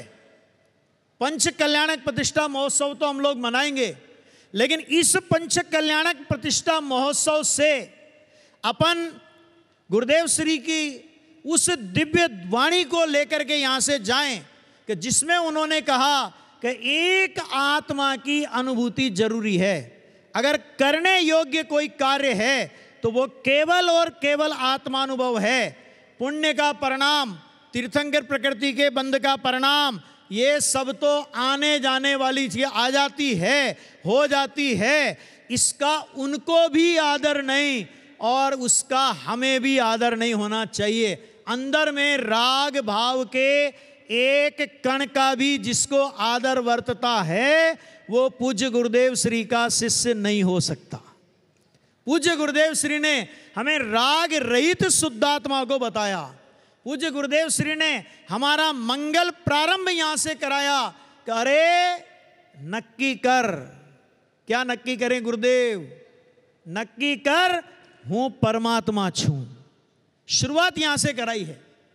देखो एक बात बहुत गजब की है कि जो घटना जिस तीर्थंकर परमात्मा का पंच कल्याणक अपन लोग यहां मना रहे हैं, भविष्य काल में जब पूज्य गुरुदेव श्री का पुराण लिखा जाएगा, जब पूज्य गुरुदेव श्री के भावी तीर्थंकर की पर्याय जब वो तीर्थंकर के रूप में इस वसुधा पर जन्म लेंगे और जब उनका पुराण लिखा जाएगा, तब हम सब भी उस पुराण के पात्र होंगे। उस पुराण में ये लिखा जाएगा कि गुरुदेव श्री की उपस्थिति में सोनगढ़ में जो धर्म प्रभावना हुई, गुरुदेव श्री के देव वियोग के पश्चात भी उनके भक्तों ने उस प्रवाह को जीवंत रखा। आप और हम सब उस पुराण के पात्र कहलाएंगे। इस बात का हमें गर्व है, लेकिन सच्चा गर्व हमें यह है कि जो मार्ग गुरुदेव श्री ने हमें बताया, काय का मार्ग बताया, पामरता की बात मत करना, दीनता की बात मत करना, यहां तो परमेश्वरता से शुरुआत करना। और उसके लिए एक बहुत सुंदर कलश पूज्य गुरुदेव श्री का बहुत प्यारा कलश था। 71 नंबर का कलश है, नियमसार परमागम है, आचार्य कुंद कुंद देव की रचना है। और आचार्य कुंद कुंद देव की वो रचना कैसी, देखो भाई, समय सार तो आचार्य कुंद कुंद ने अप्रतिबुद्ध जीवों के लिए बनाया, लेकिन नियम सार का मतलब समझते हैं आप? नियम सार माने आचार्य कुंद कुंद की अंगद डायरी। उन्होंने ये कहा, क्या कहा उन्होंने, कि ये नियम सार ग्रंथ मैं अपनी निज भावना के निमित्त बनाता हूं। माने अपनी भावना के बारंबार पोषण के लिए, जैसे हम अपने कुछ नोट्स अपनी डायरी में अपने चिंतन के लिए उतार लिया करते हैं, आचार्य कुंद कुंद के जीवन के उत्तरार्ध की ये रचना, जिसमें उन्होंने अपने अंदर को उड़ेल दिया। पूरा जो अंदर का वैभव था, जिस आत्मा का, शुद्धात्मा का, जिस चैतन्य परमात्मा का आचार्य कुंद कुंद देव अनुभव करते थे, उस अनुभव की तिजोरी को हम जैसे पात्र जीवों के लिए कुंद कुंद आचार्य देव ने खोल दिया, है ना। ये कुंद कुंद आचार्य का वो गरिष्ठ माल है। गुरुदेव श्री फरमाया करते थे कि नियम सार में कितनी ही बातें तो समय सार से भी ऊंची आई है। जो बातें अन्य ग्रंथों में आपको नहीं मिलेगी, कारण शुद्ध पर्याय की चर्चा, कारण स्वभाव ज्ञानोपयोग की चर्चा, ध्रुव में ध्रुव के प्रतिभास की चर्चा, शुद्ध भाव जैसा महाअधिकार, ये बहुत सारी चर्चाएं इस नियम सार के अंदर है। और उसी नियम सार का एक कलश है, उस कलश का नंबर है 71। और गजब की बात ये कि देखो, ये कलश का पूज्य गुरुदेव श्री का 26 अगस्त 1980 का प्रवचन है। कौन सी तारीख याद रख लेना, कौन सी तारीख? 26 अगस्त 1980, 8वां महीना। और 28 नवंबर 1980 के दिन पूज्य गुरुदेव श्री हम सबके बीच से महाप्रयाण कर गए थे। लगभग गुरुदेव श्री के समाधि के 3 महीने पहले का ये प्रवचन है। और मैं आपसे बोलता हूं कि ये प्रवचन जितनी बार आप सुनोगे, उतनी बार आपको बहुत आनंद आएगा। गुरुदेव श्री ने कम से कम 3 या 4 बार इस प्रवचन में ये बात बोली है कि भाई, जेटलू भाव अंदर भासे छे तेटला शब्दों आवता नहीं। जितना भाव हमें अंदर में भाषित होता है, उतना वाणी में नहीं आता। एक बात तो ये बोला। दूसरा उन्होंने बोला कि इस कलश में आचार्य देव ने व्यवहार नहीं की तो मस्करी की है। मस्करी की है माने मजाक उड़ाई है, परिहास किया है। ऐसा कौन सा कलश है और किस गाथा के बाद आया?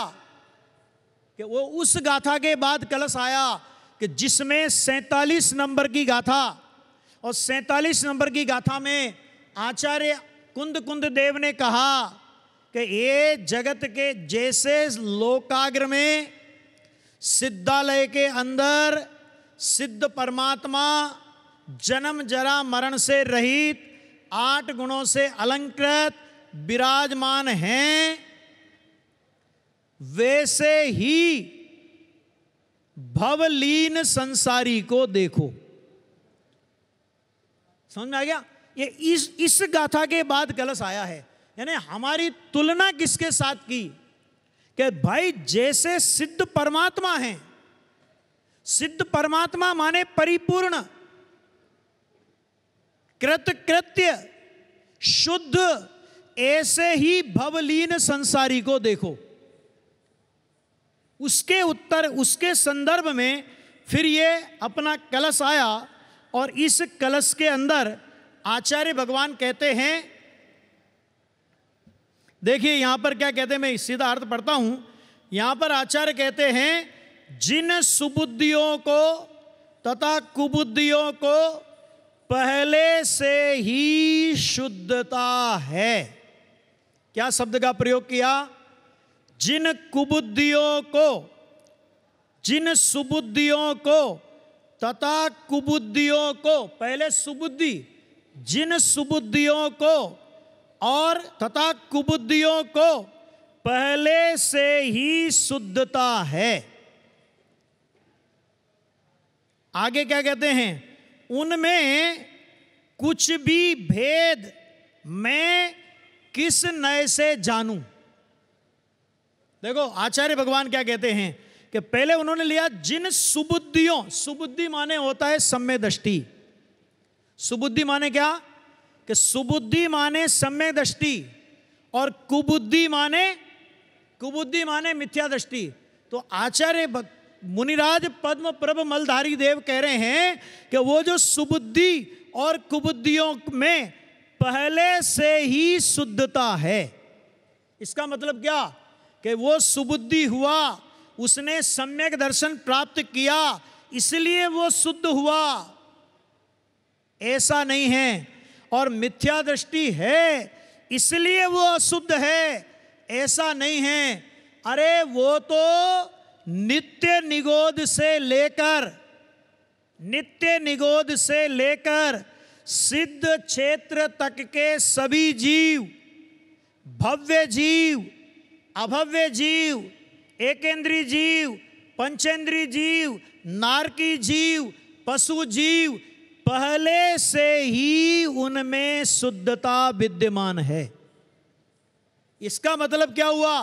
कि इसका मतलब यह हुआ कि जीव नाम का पदार्थ, उसकी अशुद्धता की चाहे जितनी चर्चा की गई हो, उसकी मलिनता की चाहे जितनी चर्चा की गई हो, लेकिन सच्चाई यह है, वास्तविकता यह है कि किसी भी जीव द्रव्य का स्वभाव आज तक कभी अशुद्ध हुआ ही नहीं।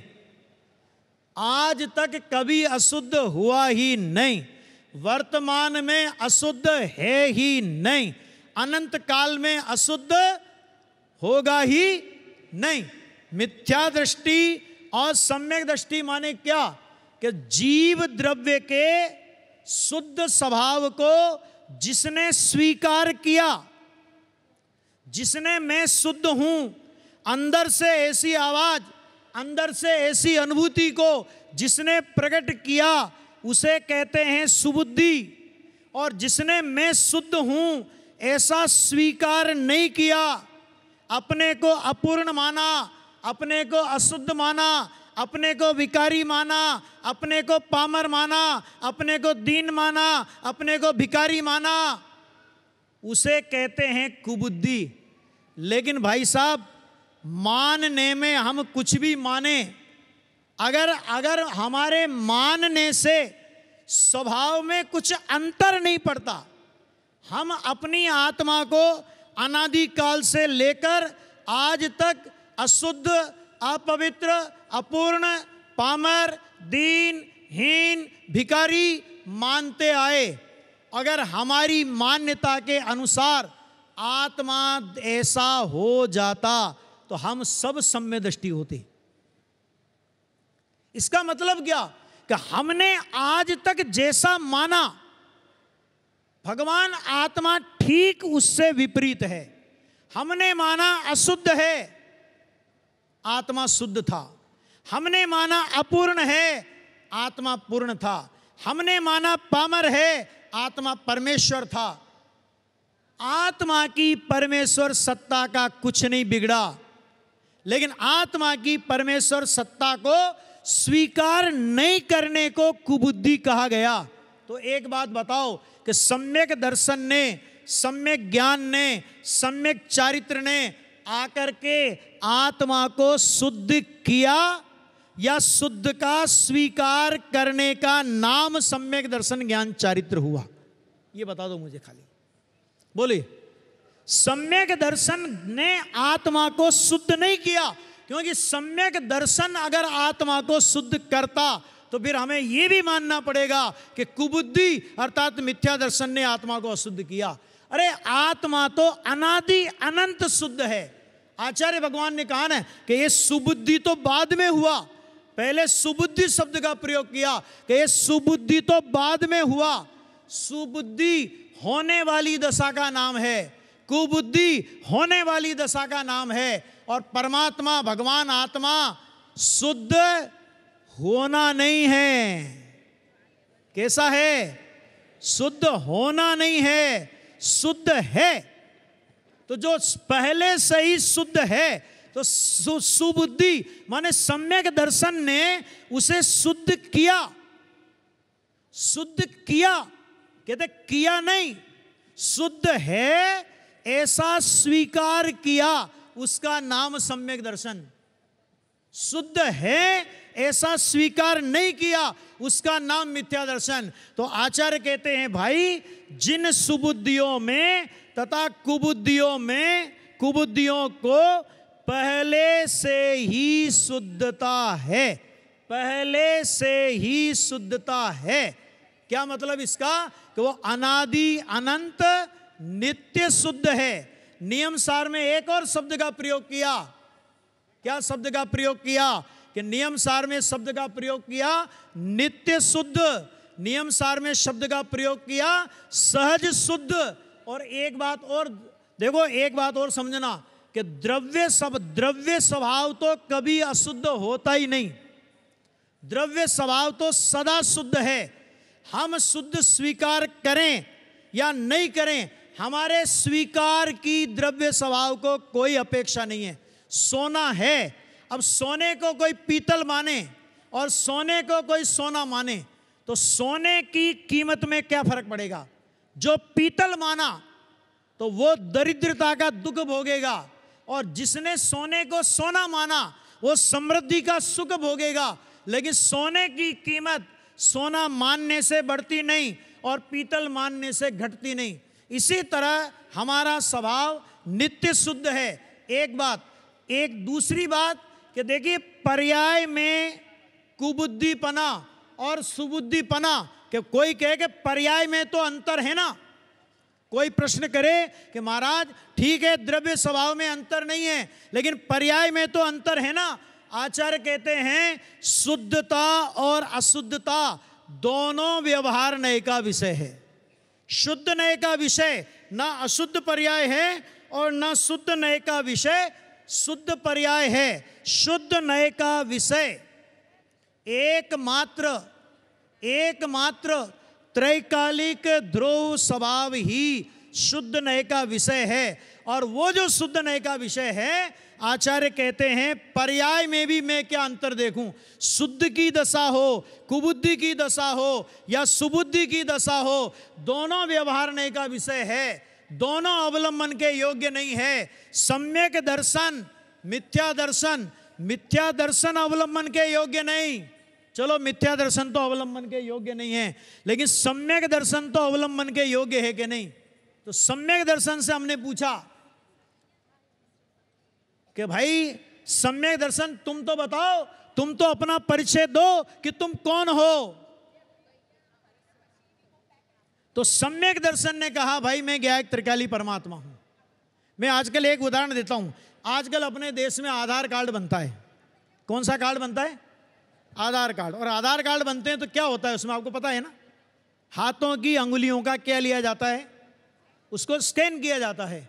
आचार्य कहते हैं अभी हमको सम्यक दर्शन का आधार कार्ड बनाना है, सम्यक ज्ञान का आधार कार्ड बनाना है, सम्यक चारित्र का आधार कार्ड बनाना है। तो इस सम्यक दर्शन ज्ञान चारित्र को आप स्कैन करो तो आपको सम्यक दर्शन, सम्यक ज्ञान और सम्यक चारित्र में ज्ञायक परमात्मा दिखेगा। सम्यक दर्शन में आपको सम्यक दर्शन दिख जाए तो समझ लेना वो मिथ्या दर्शन है। सम्यक ज्ञान में सम्यक ज्ञान दिख जाए वो मिथ्या दर्शन है। सम्यक चारित्र में सम्यक चारित्र दिख जाए वो मिथ्या चारित्र है। सम्यक दर्शन ज्ञान चारित्र की निर्मल परिणतियों का एकमात्र आराध्य और उपास्य अगर कोई है तो वो है वो तत्व कि जिसमें पहले से ही शुद्धता विद्यमान है। आचार्य कहते हैं उनमें कुछ भी भेद मैं किस नए से देखूं। ऐसी जो दृष्टि, ऐसा जो दृष्टि का कमाल आचार्य भगवान ने हमारे सामने रखा और हमारा सौभाग्य कि हम इस युग में पैदा हुए कि जिस युग में समय सार आदि परमागमों का रहस्य का उद्घाटन करने वाले पूज्य गुरुदेव श्री का अवतरण हुआ। और आज हम लोग पूज्य गुरुदेव श्री की इस वाणी का निरंतर रसपान करते हैं। मैं केवल आपसे इतना कहना चाहता हूं कि सोनगढ़ के पंच कल्याणक में आप आए हैं, गुरुदेव श्री की साधना भूमि में आप आए हैं, माता जी की साधना भूमि में आप आए हैं। आप और हम सबका एक कर्तव्य है कि गुरुदेव की वाणी के साथ हम लोग सीधे सीधे जुड़ें और प्रतिदिन यहाँ से संकल्प करके अपने को जाना है कि हम प्रतिदिन यहाँ से जाकर गुरुदेव श्री का 1 घंटे का एक प्रवचन तो कम से कम सुनेंगे। बहुत से लोग मेरे से कहते हैं कि भाई साहब हम सुनने की कोशिश करते हैं लेकिन हमारी समझ में नहीं आता। मैंने कहा जब आप पहले दिन स्कूल गए थे तब ए लिखने में भी आपको 3 दिन लगे थे, ABCD में 3 दिन लगे थे। आप जिद्द करके बैठ जाओ, गुरुदेव अगर मेरे लिए बोल करके गए हैं तो मुझे गुरुदेव की वाणी समझ में ना आवे ऐसा कभी नहीं हो सकता। और मैं आपको ये गारंटी देता हूं कि अगर आपने 15 दिन तक लगातार गुरुदेव का प्रवचन सुनने की आदत डाल ली तो 16वें दिन से आपको गुरुदेव की ही वाणी समझ में आएगी। ये समझ लेना है ना। तो मुझे अभी इतना ही कहना है, पर इतना ही आचार्य भगवान का बहुत इसमें बहुत मर्म है। ये प्रवचन आप पढ़ोगे, प्रवचन आप सुनोगे तो वास्तव में आपको बहुत इसमें रस आएगा। उसके बाद उन्होंने कहा वास्तव में उनमें कुछ भी भेद अर्थात अंतर नहीं है, है ना। कहाँ निगोद का जीव और कहाँ सिद्ध का जीव, उनमें अंतर नहीं देखने वाली दृष्टि ये गुरुदेव श्री के द्वारा पंचम काल में हमको एक अमूल्य उपहार दृष्टि का मिला है। हम सब उसी को आत्मसात करके अपनी आत्मा का कल्याण करें। इसी पवित्र भावना से अभी की बात को यहीं विराम देते हैं।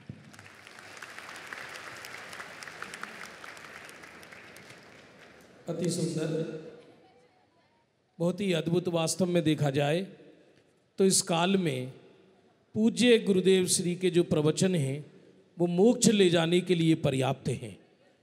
बहुत अद्भुत विषय आदरणीय पंडित जी साहब ने लिया और अब संक्षिप्त में जिनवाणी स्तुति करके यहाँ पर आपको दिखाते हैं। दृश्य देखने लायक है। जो लोग बाहर हैं वो कृपया अंदर आ जाएं। बाहर ये बड़ी स्क्रीन पर वो आप देखेंगे किस प्रकार भोग भूमि से कर्म भूमि प्रारंभ हुई, किस तरह कल्प वृक्ष थे, वो कल्प वृक्ष कैसे पदार्थ प्रदान करते थे और किस तरह से कल्प वृक्ष गायब हुए, अंतिम कुलकर कैसे हुए, वो हम आपको बताएंगे कुछ ही क्षणों में। जा वाणी के ज्ञान ते सूझे लो कालो सुवाणी। कैलाश भाई जरा इधर आ जाओ।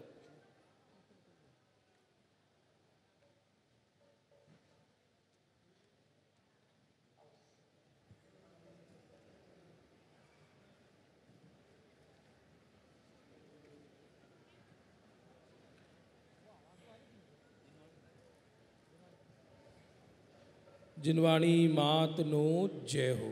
सदगुरुदेव नो जय हो। भगवती मात नो जय हो। ये एक स्वयं सेवक भाई ये टेबल उतार दें, बैठ जाएं। और अब बिना क्षण के आप ये दृश्य, 3 सुंदर कार्यक्रम अभी यहाँ प्रस्तुत हो रहे हैं। एक तो भोग भूमि चित्रण, दूसरा रत्नों की वर्षा कैसे स्वर्ग से देवगण कर रहे हैं, और तीसरा एक मुमुक्षु मंडल अहमदाबाद के द्वारा ये एक सुंदर नाटक आप देखना ना भूलें। आप यहाँ सोनगढ़ की धरती पर पूरा आनंद लेने आए हैं। भैया एक स्वयं सेवक भाई ये टेबल हटाइए। कोई है क्या? टेबल चलो कपिल जी लो, म्यूजिक लो। हाँ, सूचना दे रहे हैं धवल भाई और हमारे आदरणीय राजेश जी भाई साहब, राजेश जी जवेरी जी।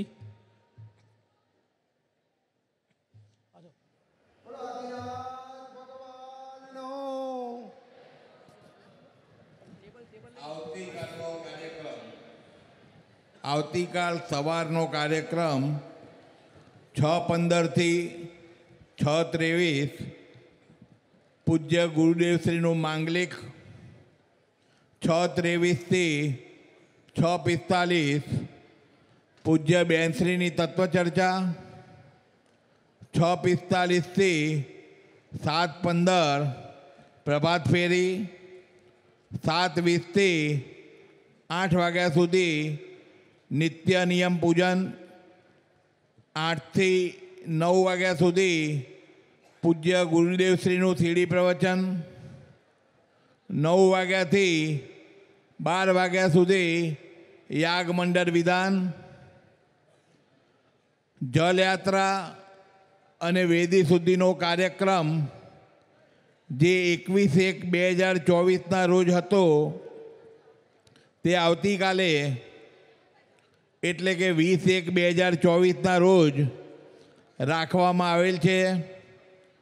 જલયાત્રા અને વેદી શુદ્ધિનો કાર્યક્રમ 1:45 થી 2:45 કળશ ઘટપૂર્ણ વિધિ, 2:45 થી 3:45 જલયાત્રા, 3:45 થી 5 વાગ્યા સુધી વેદી શુદ્ધિ.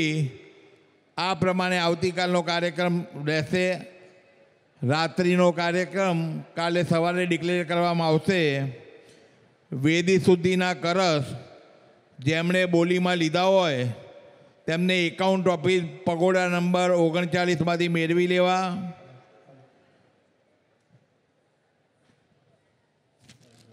વેદી શુદ્ધિના સુવર્ણ અને રજત કળશ જેમણે લીધા છે તેઓ ત્યાંથી મેળવી લેશે, અથવા તો ત્યાંથી જ્યારે ઘટ પૂરણ થશે ત્યાંથી પણ મળી જશે.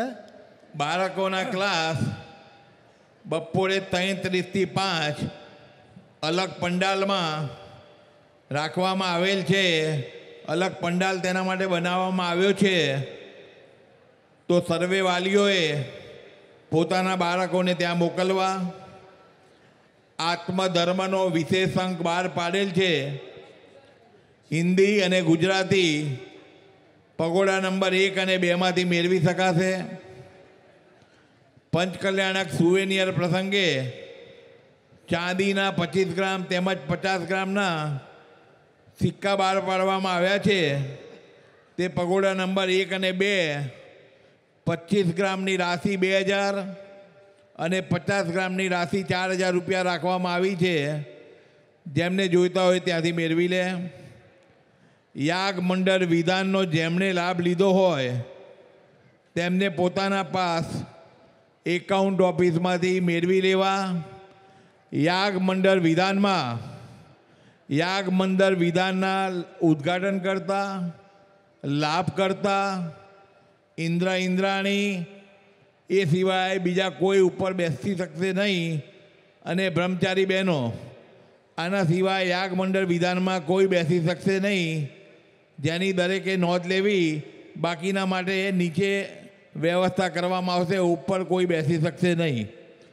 યાગ મંડળમાં ઇન્દ્રાણી જેમણે લાભ લીધો ઉદ્ઘાટન કરતા અને લાભ કરતા એ 8 ફેમિલી બેસી શકશે. એ 8 ફેમિલીમાં દરેક ફેમિલીમાંથી 5 જણા બેસી શકશે. એ સિવાયના દરેક વ્યક્તિએ, દરેક મુમુક્ષુએ નીચેથી એનો લાભ લેવો. સ્ટેજ ઉપર આનાથી વધારે પ્રવેશ મળશે નહીં. દરેક મુમુક્ષુ ભાઈઓને બીજી એક નમ્ર વિનંતી કે બૂટ ચંપલના જે કાઉન્ટર રાખેલ છે ત્યાં જ બૂટ ચંપલ આપવા. હવે વ્યવસ્થા પૂરેપૂરી થઈ ગઈ છે. મંડપની બહાર કે અન્ય કોઈ જગ્યાએ બૂટ ચંપલ કાઢવા નહીં. અમને એમાં સહકાર આપશો એવી નમ્ર વિનંતી છે. બૂટ ચંપલ જે કાઉન્ટર રાખવામાં આવેલ છે ત્યાં જ બૂટ ચંપલ કાઢવા.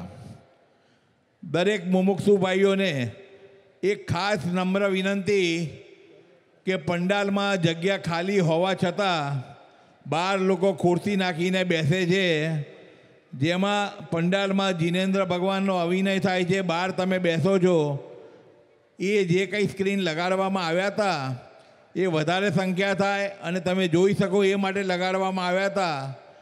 તમે બહાર બેસીને જુઓ, એ બિલકુલ અભિનય છે. દરેક વ્યક્તિને એક નમ્ર વિનંતી કે પંડાલમાં જ પ્રોગ્રામ જુઓ.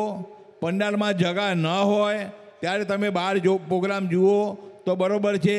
ત્યાં સુધી દરેક માણસે, દરેક મુમુક્ષુ ભાઈ બહેનોએ પંડાલમાં જ પ્રોગ્રામ જોવો. ઘણા બધા લોકોની ફરિયાદ એવી હતી કે એસી બહુ છે તો એમાં 100% એસી ઓછું કરવામાં આવશે અથવા તો ઠંડી લાગશે તો બંધ બી કરી દેવામાં આવશે.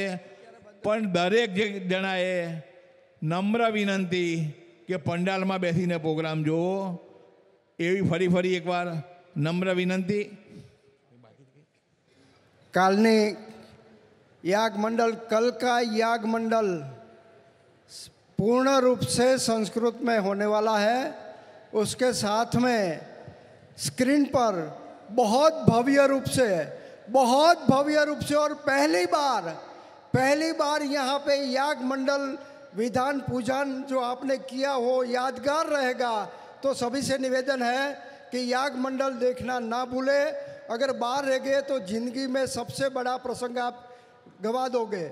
सबसे निवेदन है याग मंडल काले જેમ અહીંયા પૂજન થાય છે એની સાથે સાથે એલઈડી ઉપર એના દ્રશ્યો, જેની એક હાઇલાઇટ્સ મૂવી પણ આપણી પાસે આવી હતી, એમનો ખ્યાલ છે. એ જ મુજબ અહીંયા યાગ મંડળ આપણને સરસ રીતે ભવ્ય રીતે જોવા મળશે. કાલની વેદી સુધીની વ્યવસ્થા ફક્ત ઇન્દ્રાણી, અષ્ટકુમારિકા દેવી, બ્રહ્મચારી બહેનો અને જેમને લાભ આપવામાં આવ્યો છે એટલા જ લોકો વેદી સુધી જે જગ્યાએ જ્યાં પોઈન્ટ આપ્યા છે ત્યાં કરી શકશે.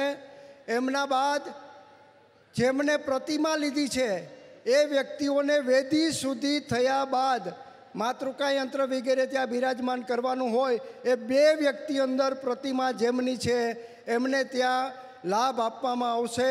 માટે કોઈએ પણ ત્યાં ઘસારો ન કરો.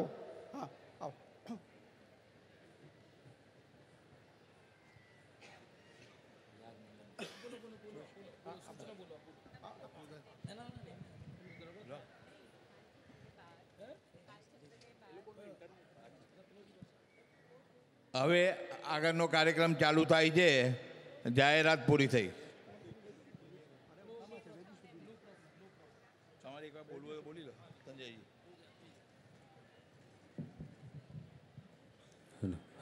बंधु कैलाश भाई थोड़ा और वॉल्यूम इसका लेवल. मॉर्निंग का जो कार्यक्रम आदरणीय राजेश जी भाई साहब ने आपको बताया, मैं थोड़ा सा हिंदी में भी बता देता हूँ आपको. 6:15 से 6:23 तक पूज्य गुरुदेव श्री का मांगलिक और इसके बाद 6:23 से 6:43 तक बहन श्री की तत्व चर्चा, 6:45 से 7:15 तक प्रभात फेरी और उसी समय शांति जाप चलेगा. 7:20 से 8 बजे तक जिनेंद्र अभिषेक नित्य नियम पूजन, यहाँ जो जिनेंद्र भगवान विराजमान हुए हैं अस्थाई जिन मंदिर में.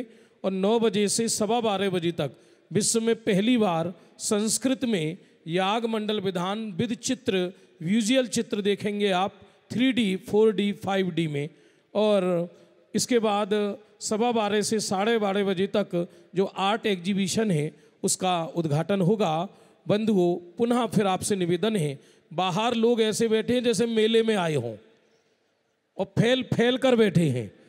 अच्छी बात है, हम स्क्रीन बाहर का बंद कराएंगे तब आप लोग अंदर आएंगे। मेरा पुनः निवेदन है कि अंदर एसी नहीं चल रहा है अभी, इसलिए आप कार्यक्रम का आनंद जो अंदर आपको आएगा वो बाहर नहीं आएगा।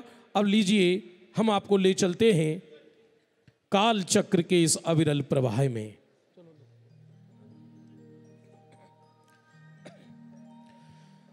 आज मंगल,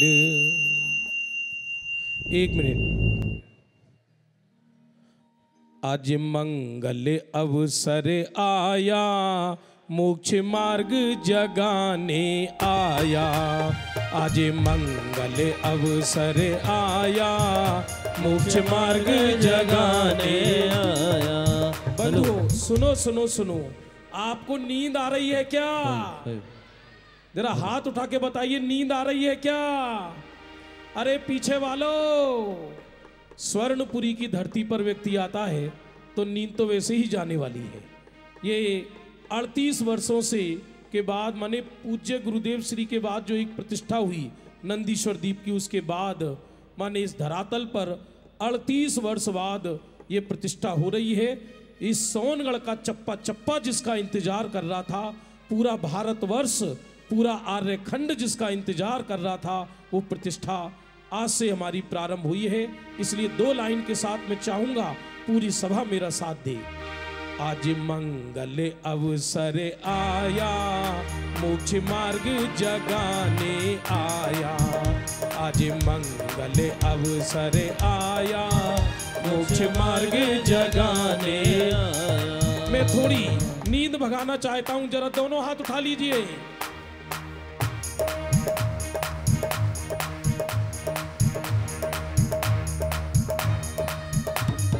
पीछे से S5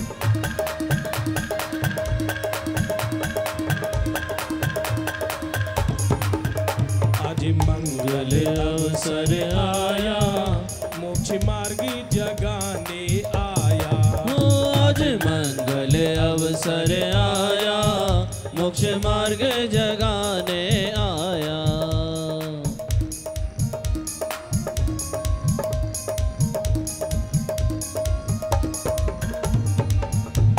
अरे कैसे बैठे, हाथ खोले एक बार जोरदार।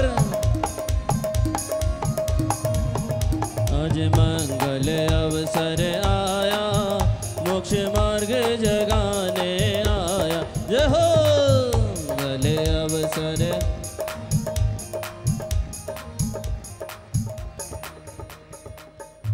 आचरणां विघातेन कुदृष्टिनां च संपदा, धर्म ग्लानिम परिप्राप्त मुच्छन्ते जिनोत्तमः। रवि सेनाचार्य लिखते हैं, जब उत्तम आचार का विघात होता है, मिथ्या धर्मियों के समीप श्री की वृद्धि होती है, जैन धर्म के प्रति लोगों का भाव घृणात्मक होने लगता है, भोगों की वृद्धि होने लगती है, ऐसे समय में जैन धर्म का उद्धार करने के लिए तीर्थंकरों का अवतार होता है। बंधुओं, जिस मध्यलोक में हम रहते हैं, यहाँ 10 कोड़ा कोड़ी सागर के एक कल्पकाल में किस प्रकार भोग भूमि का विलय हुआ और किस प्रकार कर्म भूमि प्रारंभ हुई, इसका काल चक्र का एक सुंदर वीडियो जो हमारे छिंदवाड़ा से आदेश जी आए हैं, उन्होंने ये वीडियो बनाया है। लीजिए, आपके सामने प्रस्तुत है काल चक्र और भोग भूमि प्रदर्शन।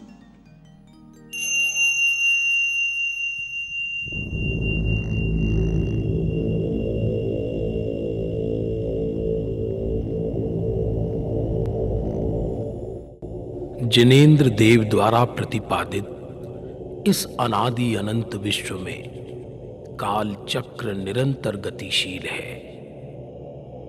मध्यलोक के 2.5 द्वीप में 5 भरत और 5 ऐरावत क्षेत्रों में यह काल चक्र 20 कोड़ा कोड़ी सागर के एक कल्प काल रूप में निरंतर परिवर्तन करता रहता है, जिसमें एक उत्सर्पणी और एक अवसर्पणी काल होता है। उत्सर्पणी काल में शरीर, धर्म, धन, वैभव आदि की वृद्धि होती है तथा अवसर्पणी काल में यही वैभव आदि घटता रहता है। प्रत्येक उत्सर्पणी और अवसर्पणी काल 6 विभाजन वाला होता है। इन कालों के नाम क्रमशः सुखमा सुखमा, सुखमा, सुखमा दुखमा, दुखमा सुखमा, दुखमा एवं दुखमा दुखमा है। सुखमा सुखमा काल 4 कोड़ा कोड़ी सागर, सुखमा काल 3 कोड़ा कोड़ी सागर, सुखमा दुखमा काल 2 कोड़ा कोड़ी सागर, दुखमा सुखमा काल 42,000 वर्ष कम 1 कोड़ा कोड़ी सागर, दुखमा का एवं दुखमा दुखमा का काल 21,000 वर्ष का होता है। अवसर्पणी काल के सुखमा सुखमा आदि प्रथम 3 काल में स्वरचित भोग भूमि की रचना होती है। प्रथम काल की रचना को उत्तम भोग भूमि, द्वितीय काल की रचना को मध्यम भोग भूमि, तृतीय काल की रचना को जघन्य भोग भूमि कहा जाता है। इन तीनों भोग भूमियों में सामान्यतः इस प्रकार की व्यवस्था होती है। संपूर्ण धरातल धूल, धुआं, कंकर, कांटे आदि तथा विकलत्रय जीवों से रहित होता है। युगलियाओं के रहने के लिए अत्यंत रमणीय भवन उत्तम शैयाओं से युक्त होते हैं। वे सभी प्रासाद इंद्रनील आदि उत्तम मणियों से बने होते हैं। इस काल में नियम से चींटी, खटमल, मच्छर आदि विकलत्रय और असंगी जीव नहीं होते। स्वामी और भृत्य का भेद नहीं होता। भीषण युद्ध, ईर्ष्या और रोग आदि भी नहीं होते। नियम से दिन रात, गर्मी शीत, पर धन पर स्त्री रमण आदि नहीं होते। उत्तम महलों में उत्पन्न हुए भोग भूमियां नियम से पति पत्नी के रूप में युगल रूप से उत्पन्न होते हैं। चौथे दिन बेर के बराबर आहार ग्रहण करते हैं। इस काल में पुरुष और स्त्रियों की उत्कृष्ट ऊंचाई 6,000 धनुष एवं आयु 3 पल्ले प्रमाण होती है। यह भोग भूमियां जीव परस्पर सुख सागर में निमग्न रहते हैं। आयु पूर्ण होने पर युगल संतानों को पैदा कर इनका देह कपूर की भांति उड़ जाता है। यह सभी भोग भूमि के मनुष्य दिव्य कल्प वृक्षों से भोग सामग्री प्राप्त करते हैं। पानांग जाति के कल्प वृक्ष 6,000 रसों से युक्त मधुर, सुस्वादु और पुष्टिकारक 32 प्रकार के पेय द्रव्य प्रदान करते हैं। तूर्यांग जाति के कल्प वृक्ष उत्तम वीणा, मृदंग, शंख आदि विभिन्न प्रकार के वादित्र देते हैं। भूषणांग जाति के कल्प वृक्ष कंकण, कटिसूत्र, हार, मुकुट आदि आभूषण प्रदान करते हैं। वस्त्रांग जाति के कल्प वृक्ष मन और नेत्रों को आनंदित करने वाले नाना प्रकार के वस्त्र प्रदान करते हैं। भोजनांग जाति के कल्प वृक्ष 16 प्रकार का आहार, 108 प्रकार के खाद्य पदार्थ, 363 प्रकार के स्वाद्य पदार्थ एवं 63 प्रकार के रस प्रदान करते हैं। आलयांग जाति के कल्प वृक्ष नंद्यावर्त आदि 16 प्रकार के रमणीय दिव्य भवन दिया करते हैं। दीपांग जाति के कल्प वृक्ष सुंदर ज्योति से युक्त महलों के अंदर दीपकों के सदृश प्रकाश देते हैं। भाजनांग जाति के कल्प वृक्ष बहुत प्रकार के रत्नों से निर्मित थाल, झारी, कलश आदि प्रदान करते हैं। मालांग जाति के कल्प वृक्ष 16,000 रूप पुष्पों की विविध मालाएं देते हैं। तेजांग जाति के कल्प वृक्ष करोड़ों सूर्य की कांति को हरण करने वाले उत्तम प्रकाश प्रदान करते हैं। इन भोग भूमियाओं का सुख व भोग चक्रवर्ती की अपेक्षा अनंत गुना होता है। जो जीव मंद कसाई है, 4 प्रकार के दान देने में अति आसक्त है, ऐसे जीव प्रायः भोग भूमि में पैदा होते हैं। धीरे धीरे इन भोग भूमियाओं का वैभव घटता गया, आयु, भोग और शक्ति कम होती गई और इस प्रकार तृतीय काल के कुछ कम एक पल्योपम के 8वें भाग प्रमाण शेष रहने पर अचानक आकाश में चंद्र और सूर्य दिखाई देने लगे।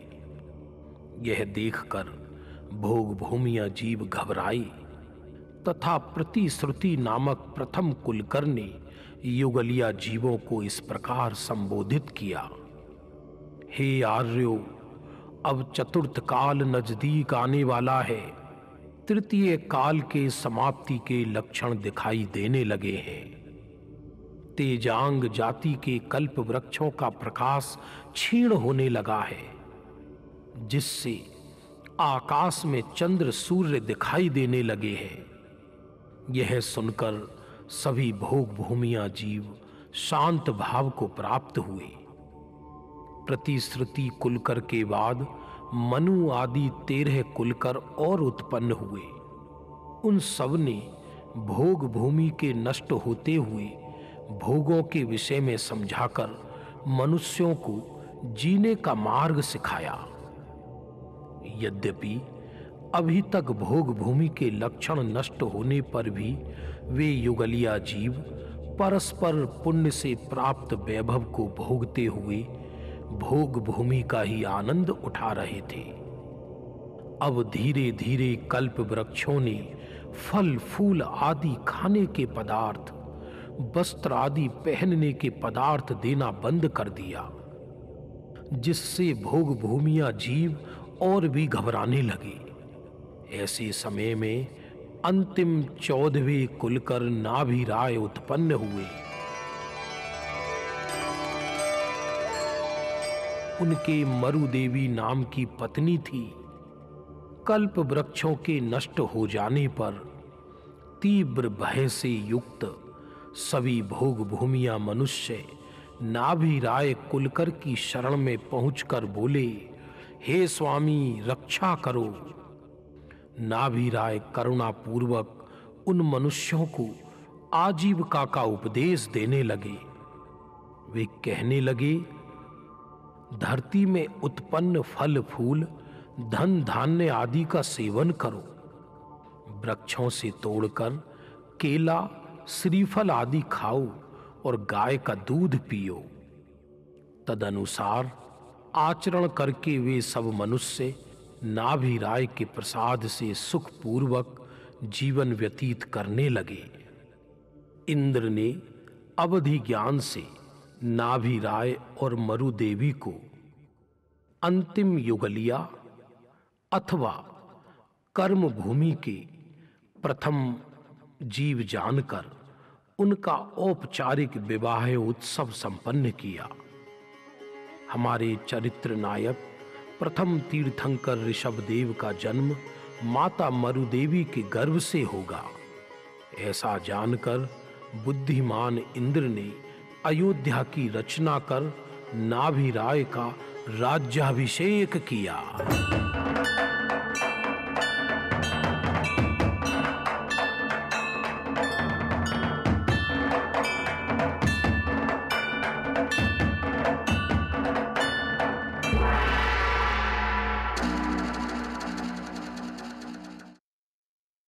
नाभि राय की, महाराजा नाभि राय की।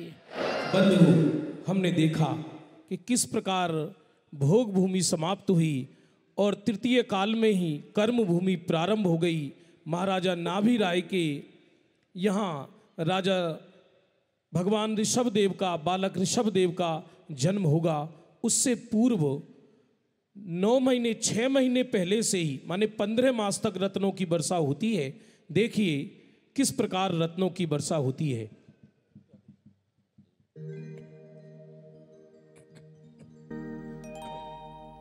ग्रंथों में वर्णन आता है, रत्न गर्भा धरा जाता, हर्ष गर्भा सुरोत्तमा, क्षोभ माया जगत गर्भो, गर्भाधानोत्सवे विभो।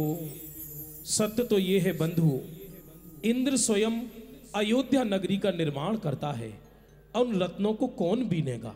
सच बात तो ये है कि जहां महल ही मरकत मणि के बने हों, संपूर्ण नगरी ही सोने की बनी हो, ग्रंथों में आता है अयोध्या में सबसे निकृष्ट धातु स्वर्ण थी, माने सोने की सड़कें थीं, लेकिन मरकत मणि के, नील मणियों के खंभे थे। ऐसी वो सुंदर अयोध्या नगरी थी। कुबेर के द्वारा बरसाए जाने वाले उन रत्नों को भला कौन उठाएगा।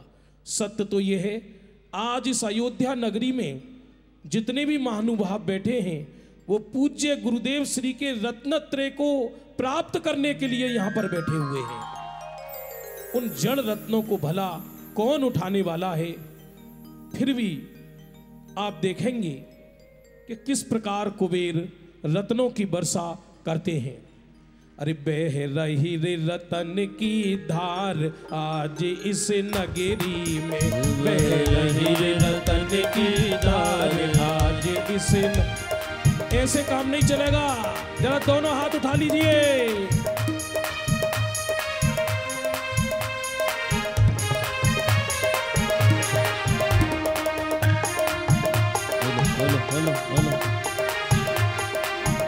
बह रही रे रतन की धार आज इस नगरी में, बह रही रे रतन की धार आज।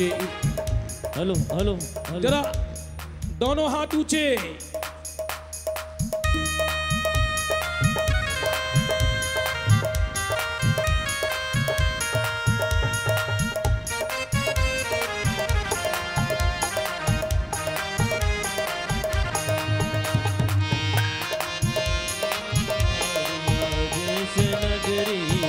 अरे स्वर्णपुरी नगरी है प्यारी, स्वर्णपुरी नगरी है प्यारी, स्वर्गपुरी नगरी है प्यारी, पुरी नगरी है प्यारी। जरा हर्षित हो जाइए। अरे स्वर्णपुरी नगरी है प्यारी, स्वर्णपुरी नगरी है प्यारी, अयोध्यापुरी नगरी है प्यारी, अयोध्यापुरी नगरी है प्यारी। और बह रही रे धर्म की धार आज इस नगरी में, बह रही रे धर्म की धार आज इस नगरी में। जरा एक बार ऐसे कर लीजिए। पीछे वालों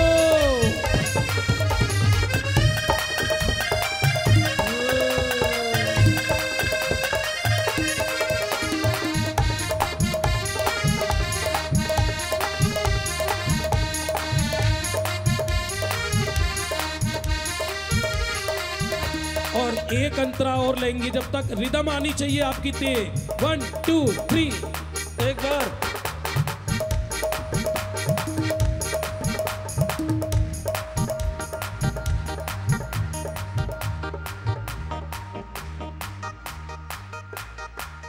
बह रही रे धर्म की धार आज इस नगरी में, बह रही रे धर्म की धार आज इस नगरी में। अरे कौन देश से प्रभुवर आएंगे, कौन देश से प्रभुवर आएंगे, हमको मुक्ति मार्ग दिखाएंगे, हमको मुक्ति मार्ग दिखाएंगे। और बह रही रे धर्म धर्म की धार आज इस नगरी में, बह रही रे धर्म की धार आज इस नगरी, बह रही रे धर्म की धार आज इस नगरी में।